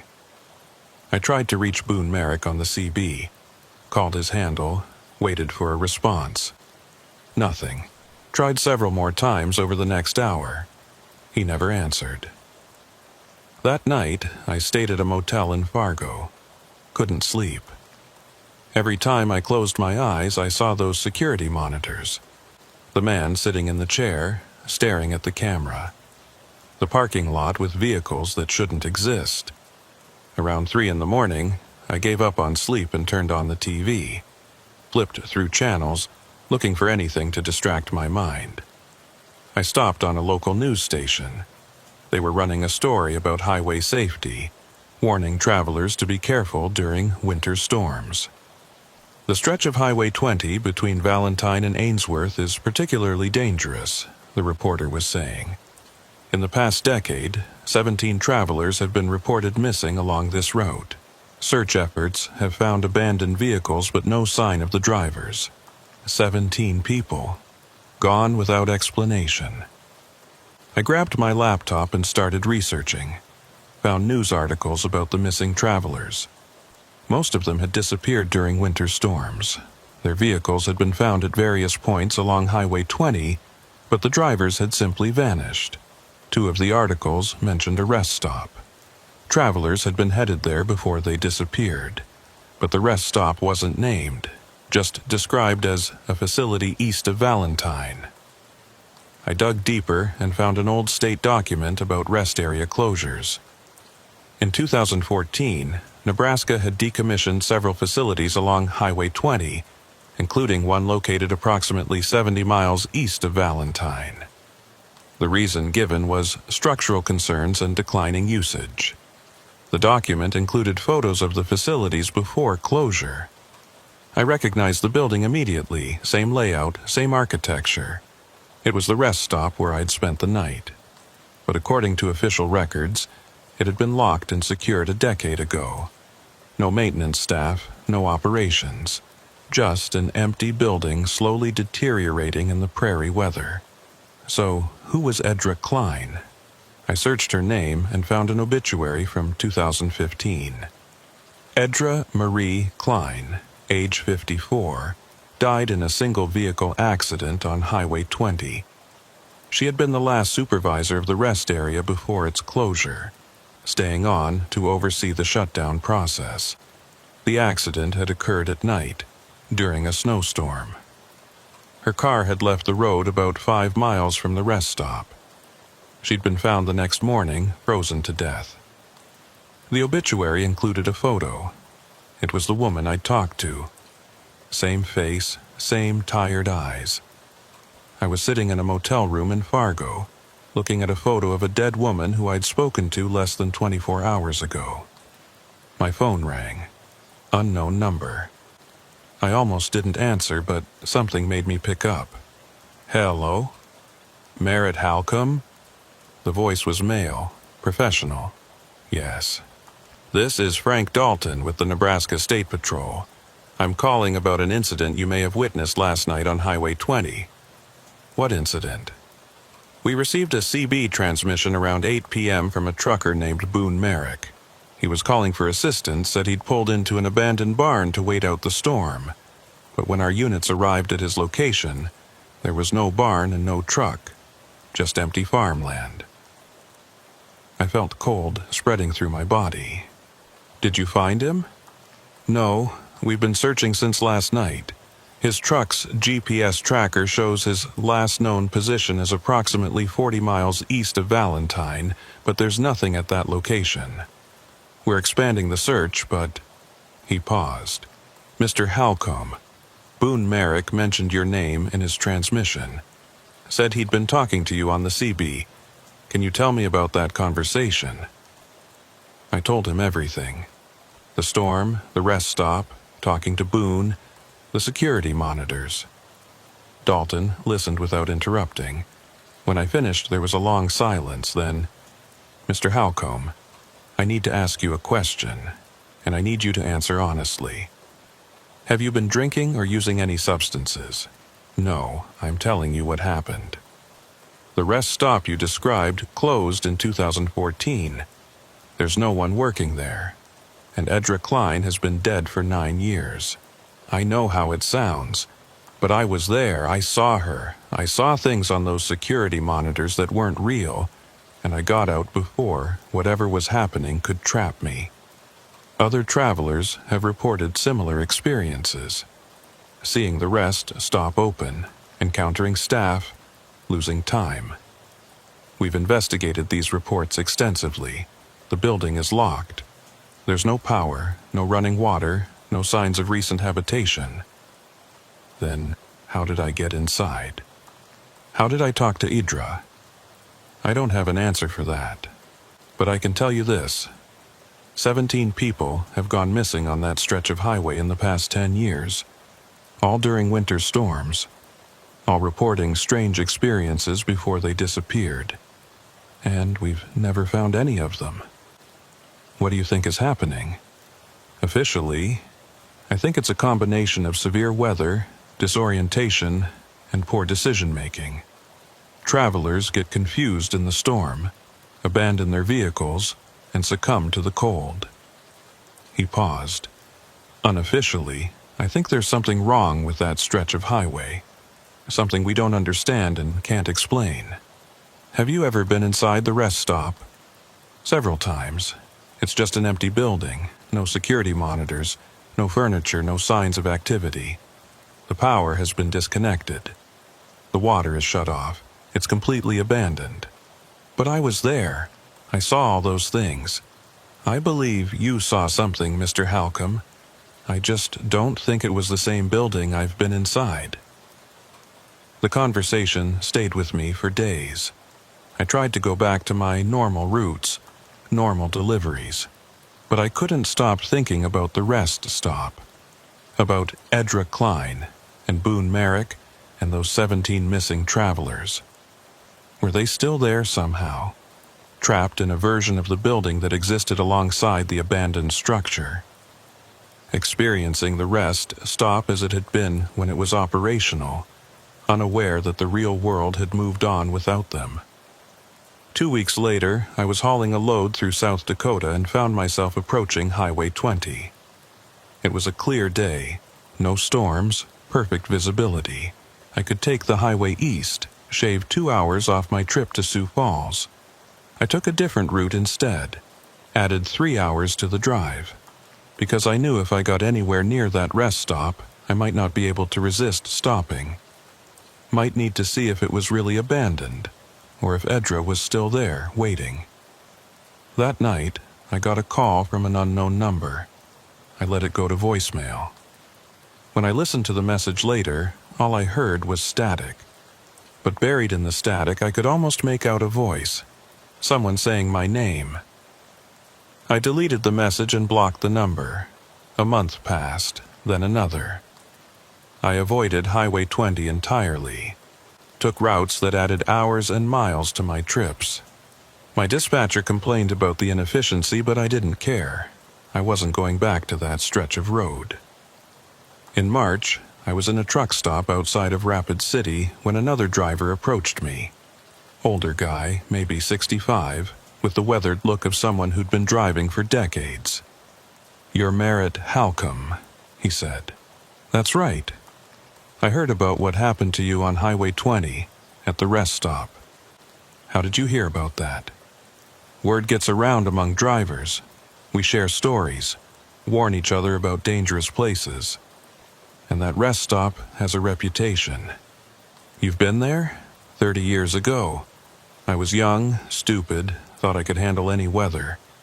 Got caught in a blizzard and pulled into the rest stop to wait it out. Met a maintenance supervisor named Edra Klein. She told me to stay in the common area, not to wander around. I didn't listen." He pulled up a chair and sat down, his expression distant. "I explored the building that night. Found areas that shouldn't have existed. Rooms that were bigger on the inside than the outside. Hallways that looped back on themselves. And I found other people. Travelers who'd stopped there years before, maybe decades. They were still there, still waiting for the storm to clear. Did you get out? Obviously. But I lost 3 days. To me, it felt like 3 hours. But when I finally left and checked the date, 3 days had passed in the real world. My company had reported me missing. My family had started mourning. What happened during those 3 days? I don't remember. I have flashes, fragments. Walking the same hallways over and over, sitting in the common area watching snow that never changed, seeing the same people in the same positions every time I passed by, like they were frozen in time. How did you escape? I don't think I did escape. I think the rest stop let me go. Released me for reasons I don't understand. And I've spent 30 years wondering if I really left, or if I'm still there dreaming this whole life. He looked at me with haunted eyes. That's what it does, Merritt. It makes you question what's real. Even decades later, I still don't know for certain. I see things sometimes, little glitches that suggest I might still be in that building. Time skipping forward unexpectedly. People I know acting slightly wrong, like they're not quite themselves. Moments that repeat too precisely to be coincidence. How do you live with that uncertainty? You don't. You just keep moving, keep driving, keep hoping that this version of reality is the real one, but you never quite believe it. He stood up to leave, then turned back. One more thing. If you ever find yourself near that rest stop again, if something draws you back, there's a way to test whether you're still trapped. How? The snow. Inside the building, if you're trapped, the snow outside never changes. It falls at the same angle, the same intensity, forever. The drifts never grow. The accumulation never increases. It's the same storm, looping endlessly. But if you're in the real world, the snow changes. The storm evolves. That's how you know which side of reality you're on. After he left, I sat there thinking about what he'd said. The snow never changing, an eternal storm, holding travelers in suspension. That night, I dreamed about the rest stop. I was walking through its hallways looking for a way out. But every door I opened led to another hallway. Every window showed the same scene.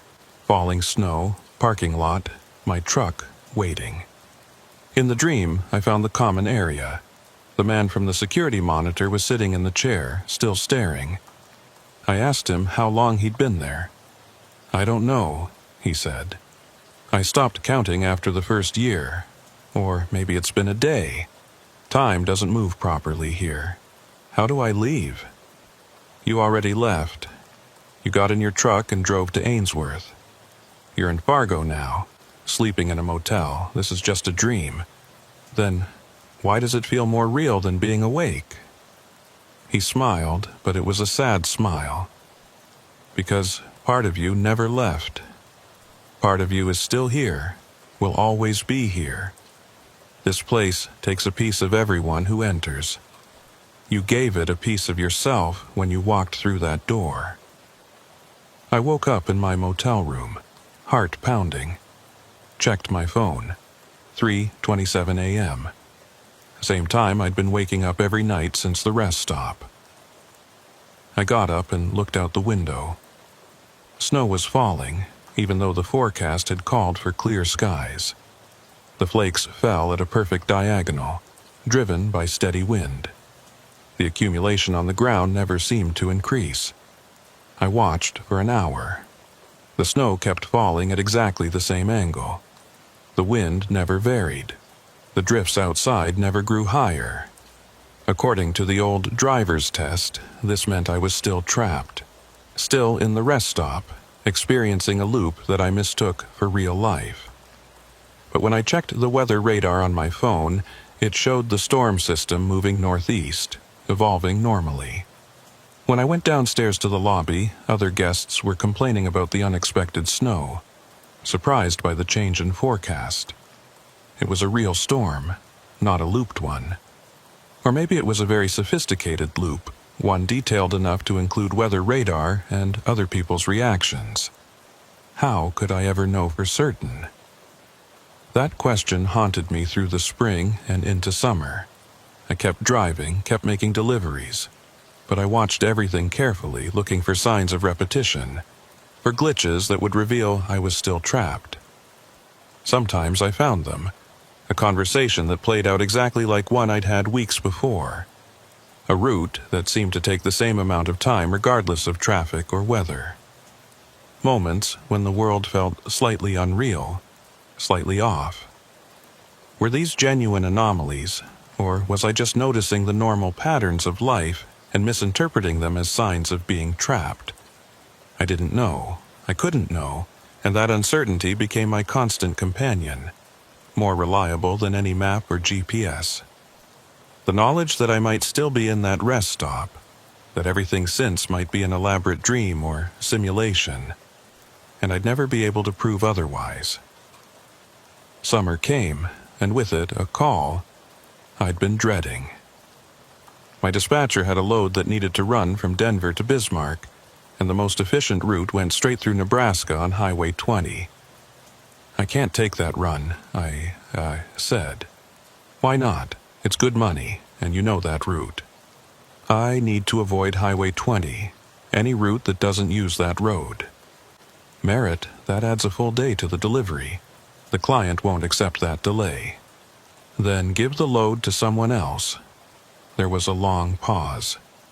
Is this about what happened in January? The rest stop thing? Word had gotten around the company, apparently. Drivers talk, stories spread.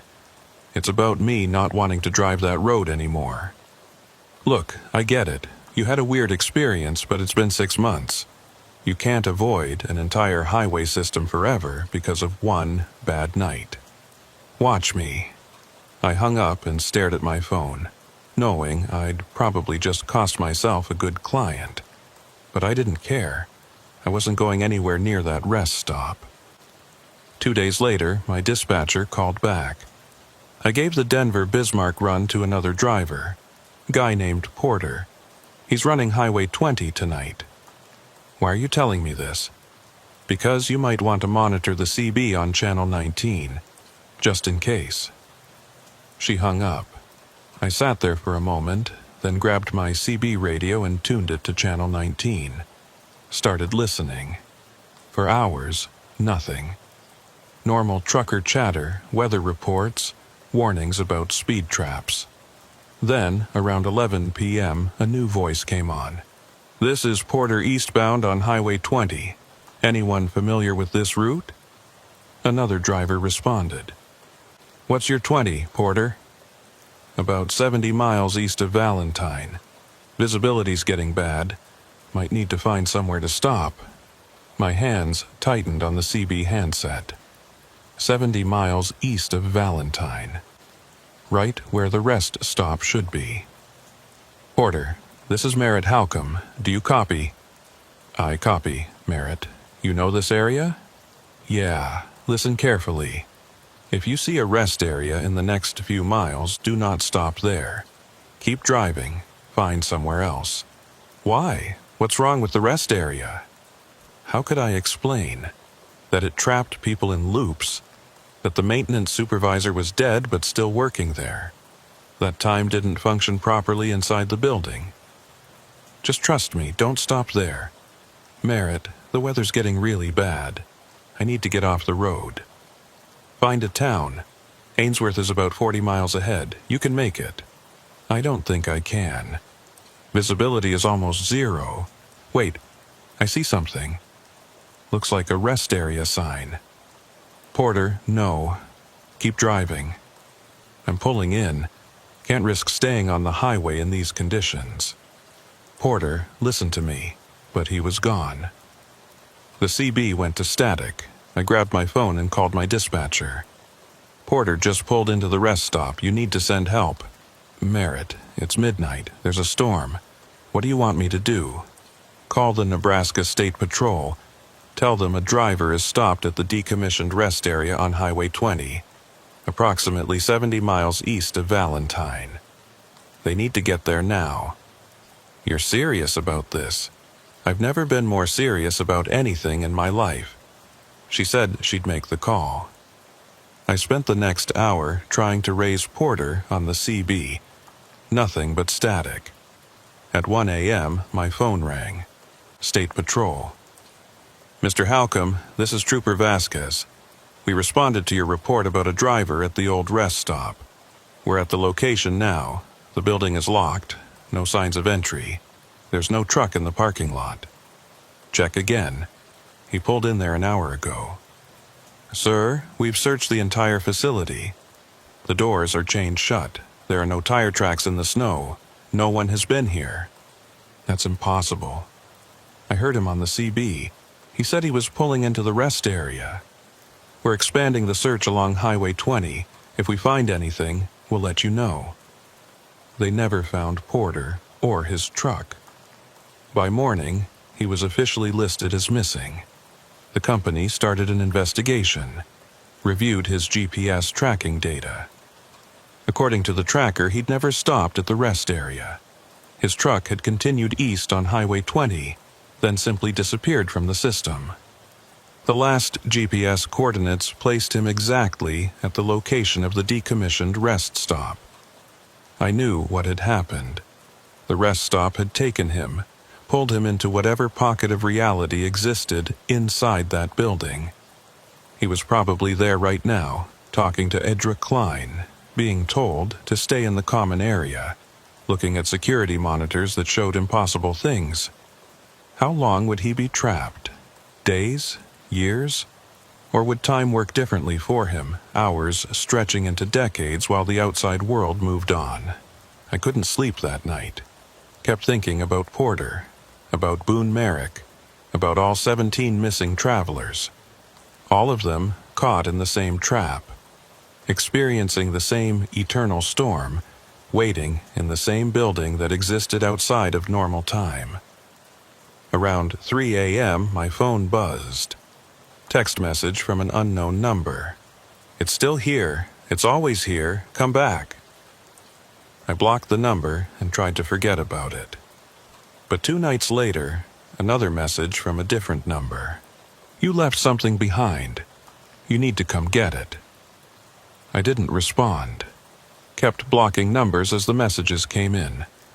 Sometimes it was text, sometimes voicemails filled with static and distant voices. Always the same message. Come back. The rest stop wanted me. I'd escaped once, but it wasn't finished with me. In August, I was driving through Wyoming when I saw something that made my blood run cold. There was a rest area ahead, the sign indicating bathrooms and parking. A standard highway facility. But as I got closer, I recognized the building.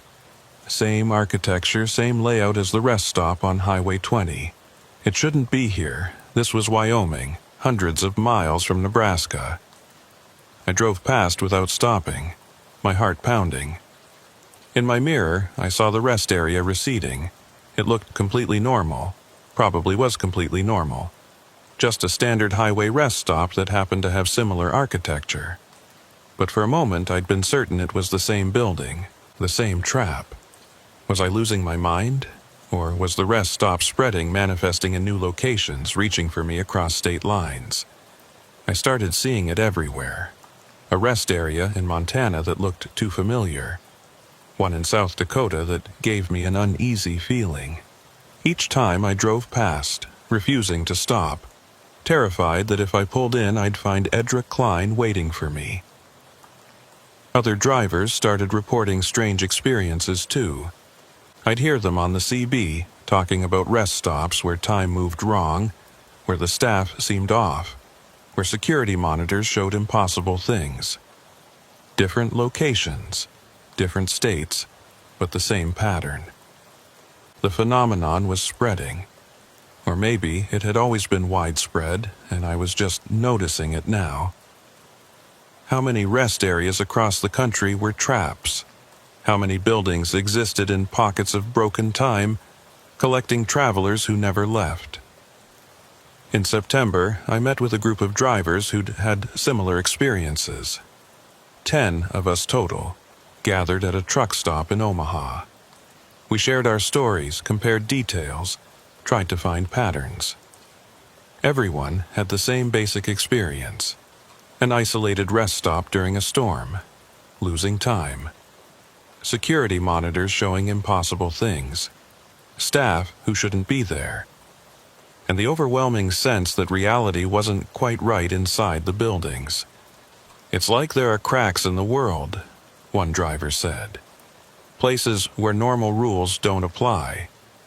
These rest stops are built on those cracks, or maybe the cracks formed around them. Either way, they're transitional spaces, doorways to somewhere else. Somewhere else like what? I don't know. Maybe it's a different timeline. Maybe it's a pocket dimension. Maybe it's just a loop in space-time. But people who enter don't always come back the same way, and some don't come back at all." We tried to map the locations, but there was no clear pattern. The affected rest stops were scattered across the northern plains, no obvious connection between them.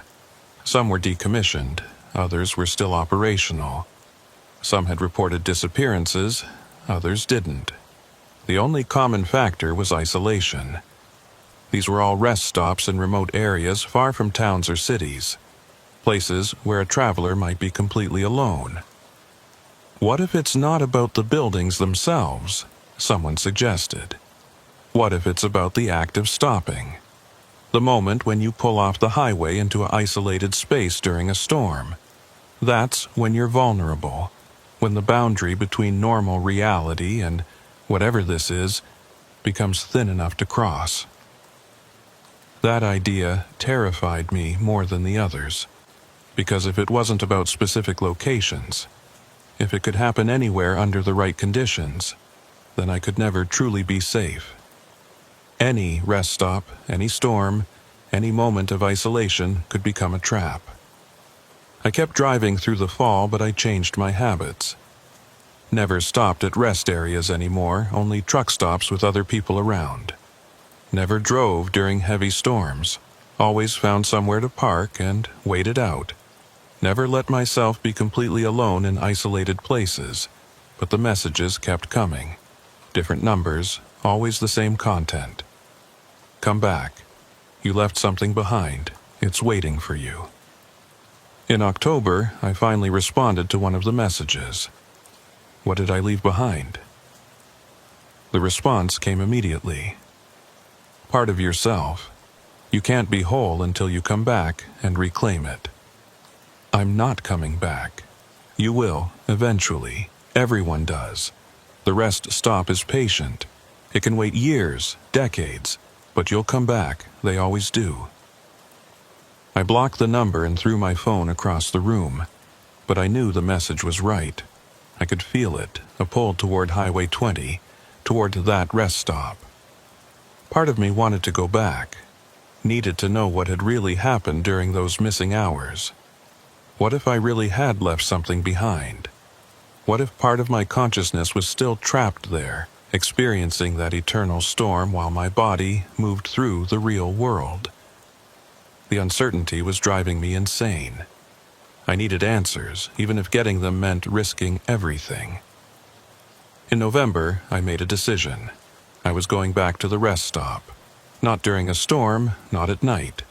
In broad daylight with clear weather, fully prepared. I'd document everything, prove once and for all what was real and what wasn't. I told several people my plan, left detailed instructions about where I was going and when I should be expected back. Set up automatic messages that would send if I didn't check in every few hours. Then I drove to Highway 20 and headed east from Valentine. The day was clear and cold, temperature in the 20s but no snow. Perfect visibility. I counted off the miles, watching for the rest area sign. 70 miles east of Valentine, I found the turnoff. The sign was still there, though faded and weathered.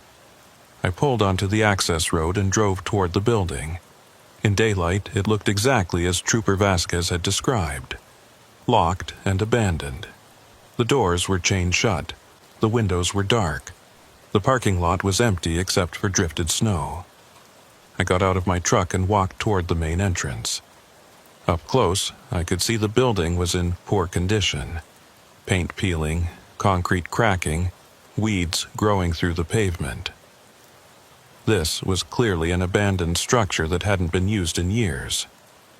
I tried the doors, locked tight, chains secured with a padlock. I walked around the building, checking all the entrances. Everything was sealed. This was just an old rest stop, nothing supernatural, nothing trapped in time. Just a building that had outlived its usefulness and been left to decay. I should have felt relieved. Instead, I felt disappointed. Because if this was just a normal abandoned building, then what had happened to me in January? Had I hallucinated the entire experience? Was Edra Klein a product of my exhausted, storm-addled mind? I stood in the parking lot for a long time, looking at the building, trying to reconcile what I'd experienced with what I was seeing now. They couldn't both be real, unless they were both real in different ways. Different versions of the same location, existing simultaneously. I walked back to my truck and pulled out the CB radio, tuned it to the channel I'd used to talk to Boone Merrick. "Boone, if you can hear me, this is Merritt Halcomb. I'm at the rest stop right now, in daylight. It's just an abandoned building, nothing strange about it." Static for a moment, then a voice, faint and distant. "Merritt. Can't. Daylight. Only works. Storm." "Boone, is that you?" The signal faded. I tried several more times but got no response. Only works during a storm. That's what he'd been trying to say. The rest stop only manifested its strange properties during certain conditions. Storm, darkness, isolation. Remove those factors and it was just a normal building. I got back in my truck and started to leave. As I pulled onto Highway 20, I glanced in my rearview mirror one last time. Edra Klein was standing in the parking lot watching me drive away. She raised her hand in that same ambiguous gesture somewhere between greeting and warning. I blinked, and she was gone. Just an empty parking lot in an abandoned building. But I'd seen her, in broad daylight on a clear day. Which meant the rest stop's influence wasn't limited to storms. It could reach into normal reality whenever it wanted. It was letting me know that it was still there, still waiting, and one day, under the right conditions, I'd come back. Not by choice, but because some part of me was already there, had always been there, would always be there. Walking those endless hallways, watching that unchanging snow, waiting for a storm that would never clear. Winter returned, and with it the dreams. Every night, I was back in the rest stop, wandering its corridors, looking for an exit that didn't exist. Sometimes I'd find Edra in her maintenance uniform, cleaning floors that were already clean. Sometimes I'd see Porter or Boone or the man from the security monitors, all of them trapped in their own loops. And sometimes I'd see myself, sitting in the common area, staring at nothing, waiting for something that would never come. I'd wake up at 3:27 a.m., same time every night, heart pounding, unsure which version of reality was real. The one where I was safe in a motel room, or the one where I'd never left the rest stop at all. In December, the State Patrol called me again. They'd found Porter's truck. It was parked at the rest stop, had been there the whole time, but somehow no one had seen it until now. The doors were locked, keys in the ignition. No sign of Porter. "How is that possible?" I asked Trooper Vasquez. "You searched the area in January, you said there was no truck." "I know what I said, but it's here now, like it just appeared. Or like it was always there, and you couldn't see it until now. That doesn't make sense, Mr. Halcomb. None of this makes sense, that's the point." They impounded the truck, searched it for clues, found Porter's phone, wallet, personal belongings, Everything except Porter himself. The investigation was still ongoing, but everyone knew they'd never find him. He was still in the rest stop, experiencing his own version of that night, unable to escape. Just like Boone, just like the others. And part of me was still there too. I could feel it more clearly now. That phantom limb sensation of existing in two places at once. My body was in the real world, driving routes and making deliveries. But my consciousness was split, part of it forever walking those hallways, watching that eternal snow. On December 23rd, I was driving through South Dakota when the storm hit. Not gradually, but all at once, just like the storm in January. 1 minute clear skies, the next minute whiteout conditions. I knew what it meant. The rest stop was calling to me again, creating the conditions it needed to manifest fully.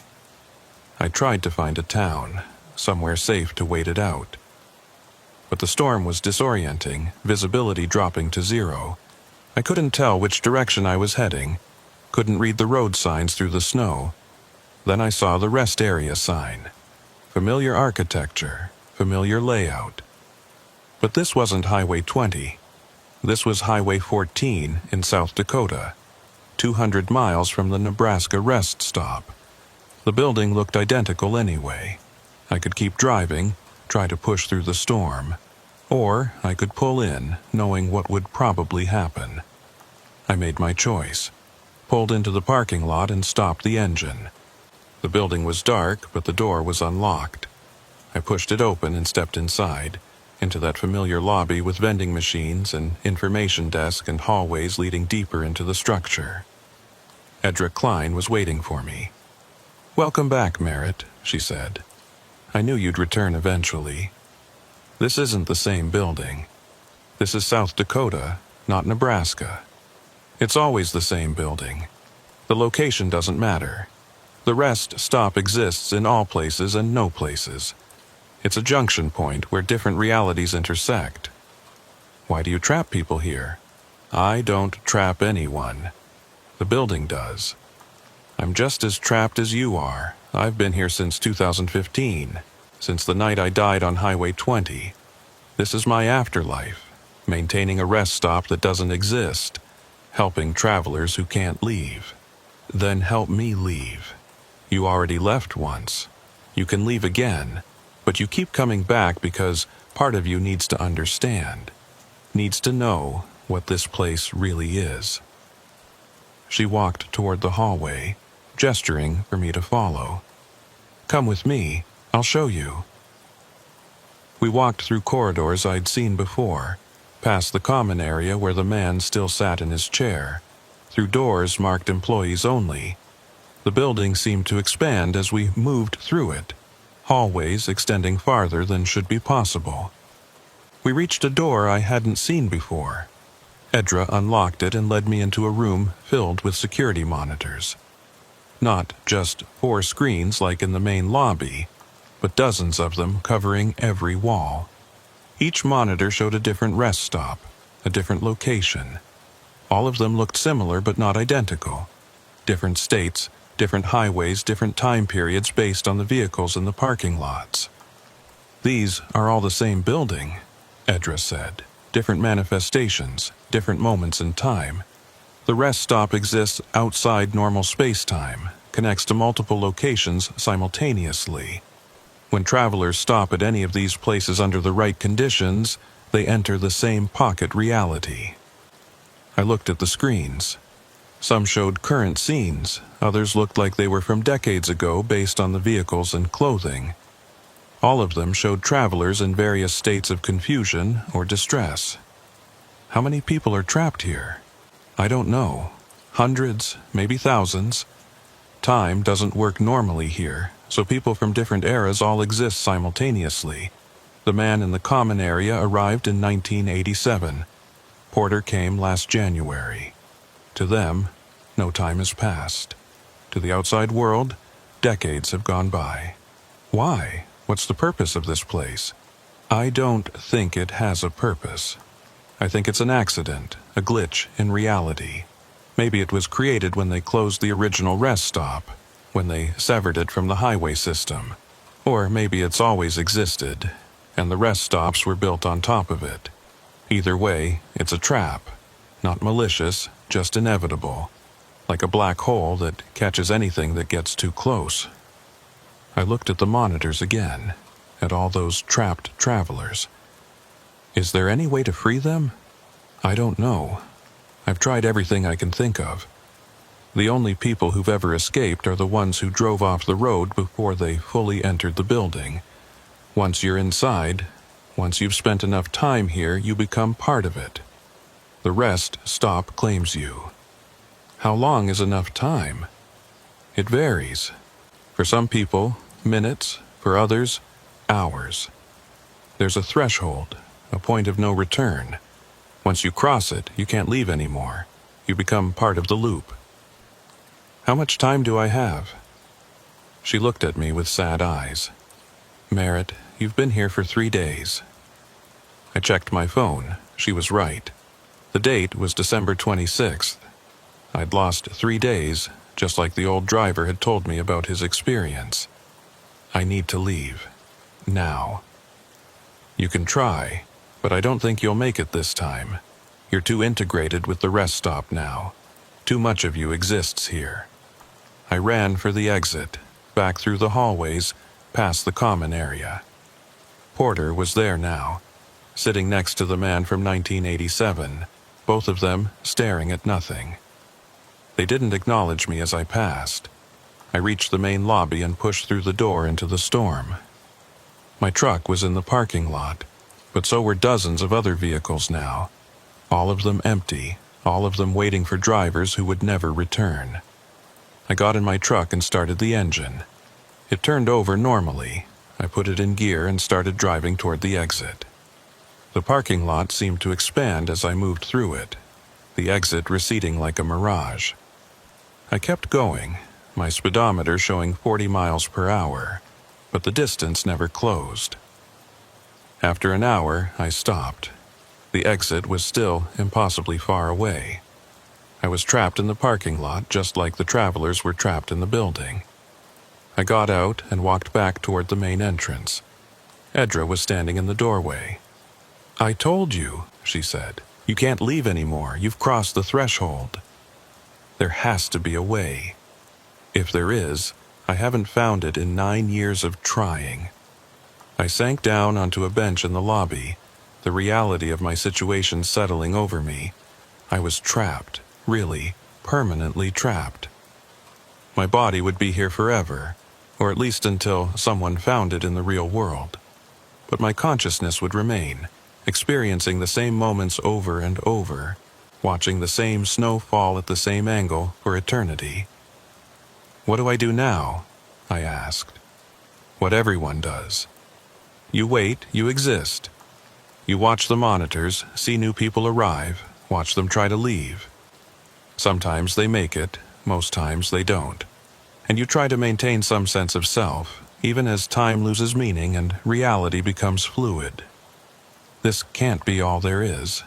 It isn't. Some travelers find ways to cope.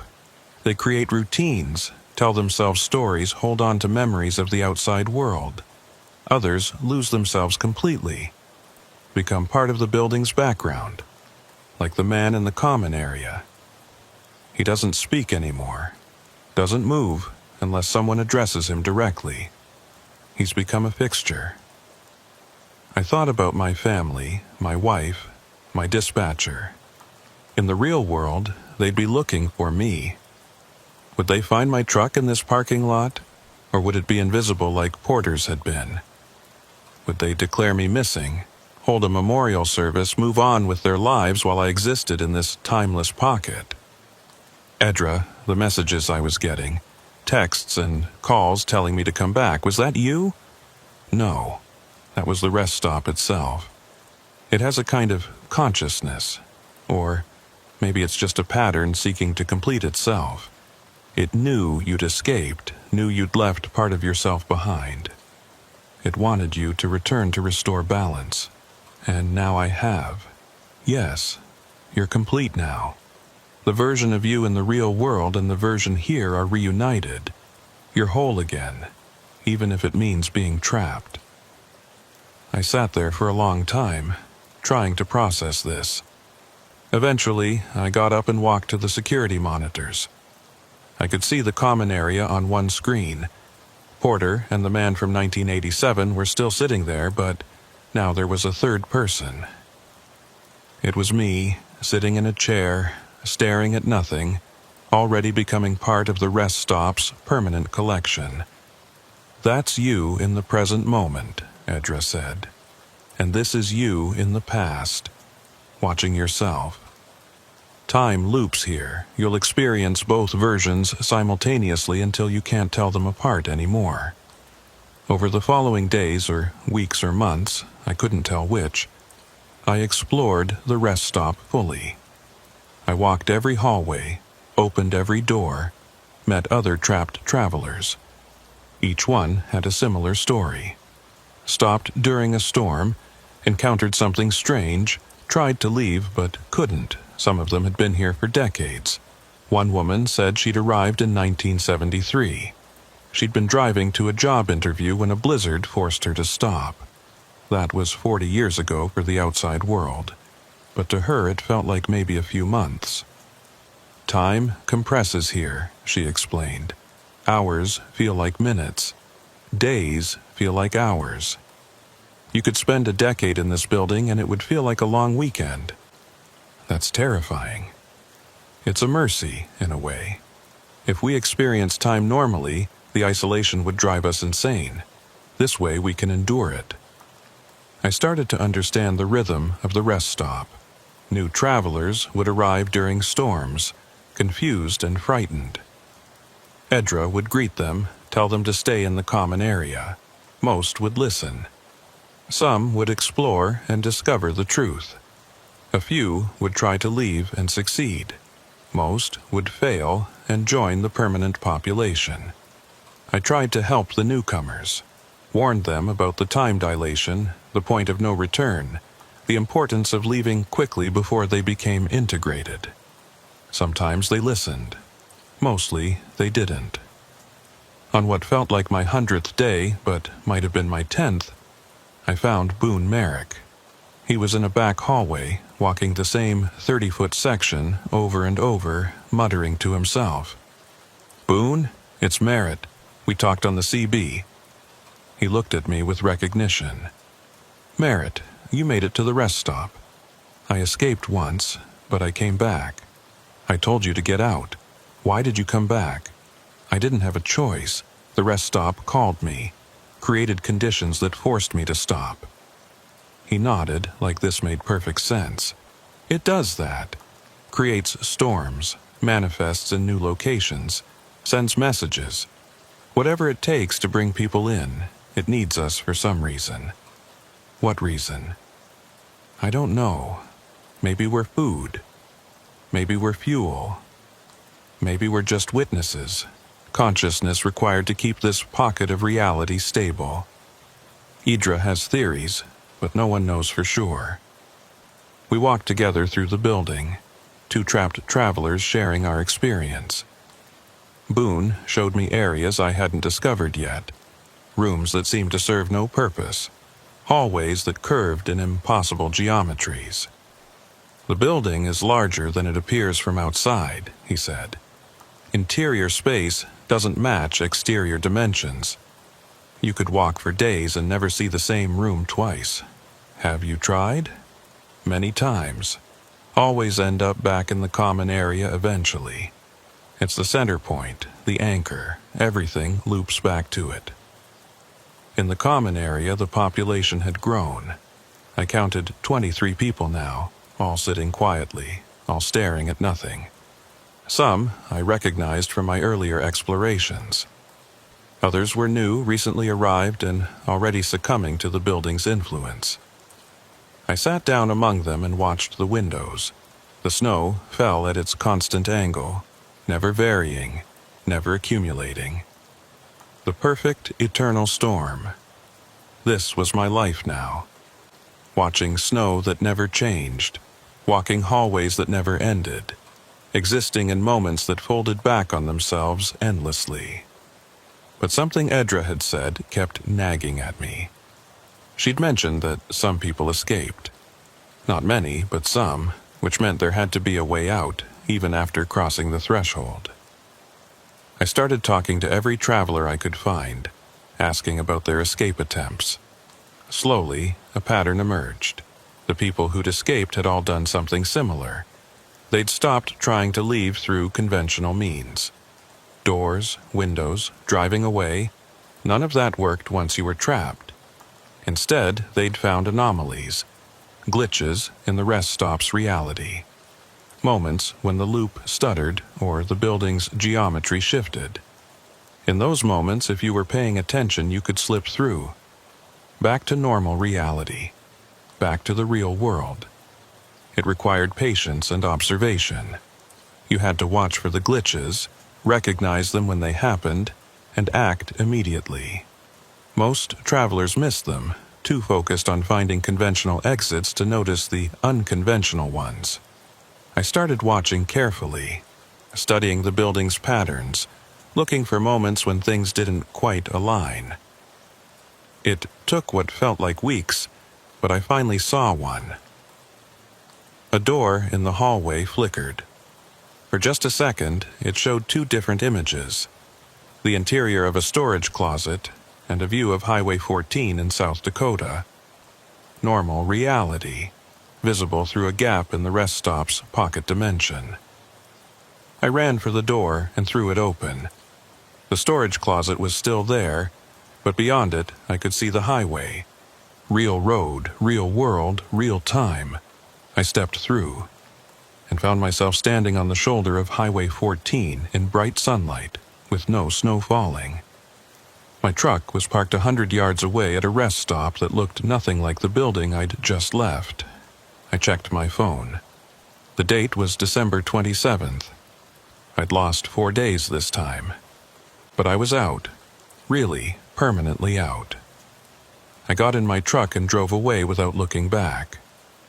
Didn't stop until I'd crossed 3 state lines and put 500 miles between myself and that rest stop. But I know I'm not truly free. Part of me is still there, will always be there. Sitting in the common area, watching that eternal snow, trapped in a moment that never progresses. And some nights, when I close my eyes, I'm not sure which version is real. The one driving trucks across America, or the one still walking those endless hallways, looking for a glitch that might set me free. Maybe both versions exist simultaneously. Maybe I'm experiencing them both. My consciousness split between liberation and imprisonment. Or maybe I never escaped at all.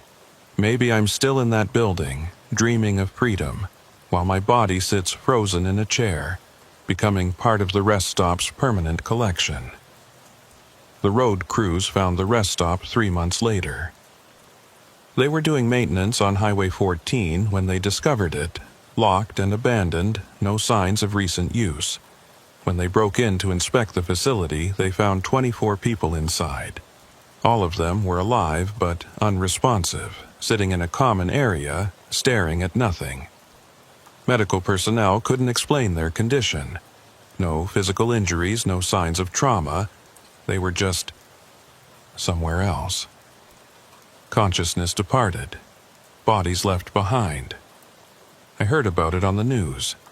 Saw the footage of them being carried out on stretchers loaded into ambulances. I recognized some of the faces. Porter. Boone. The man from 1987. And one of them looked like me. Same build, same features. But I'm here, watching this on television, so it can't be me. Can it? Unless there are 2 versions.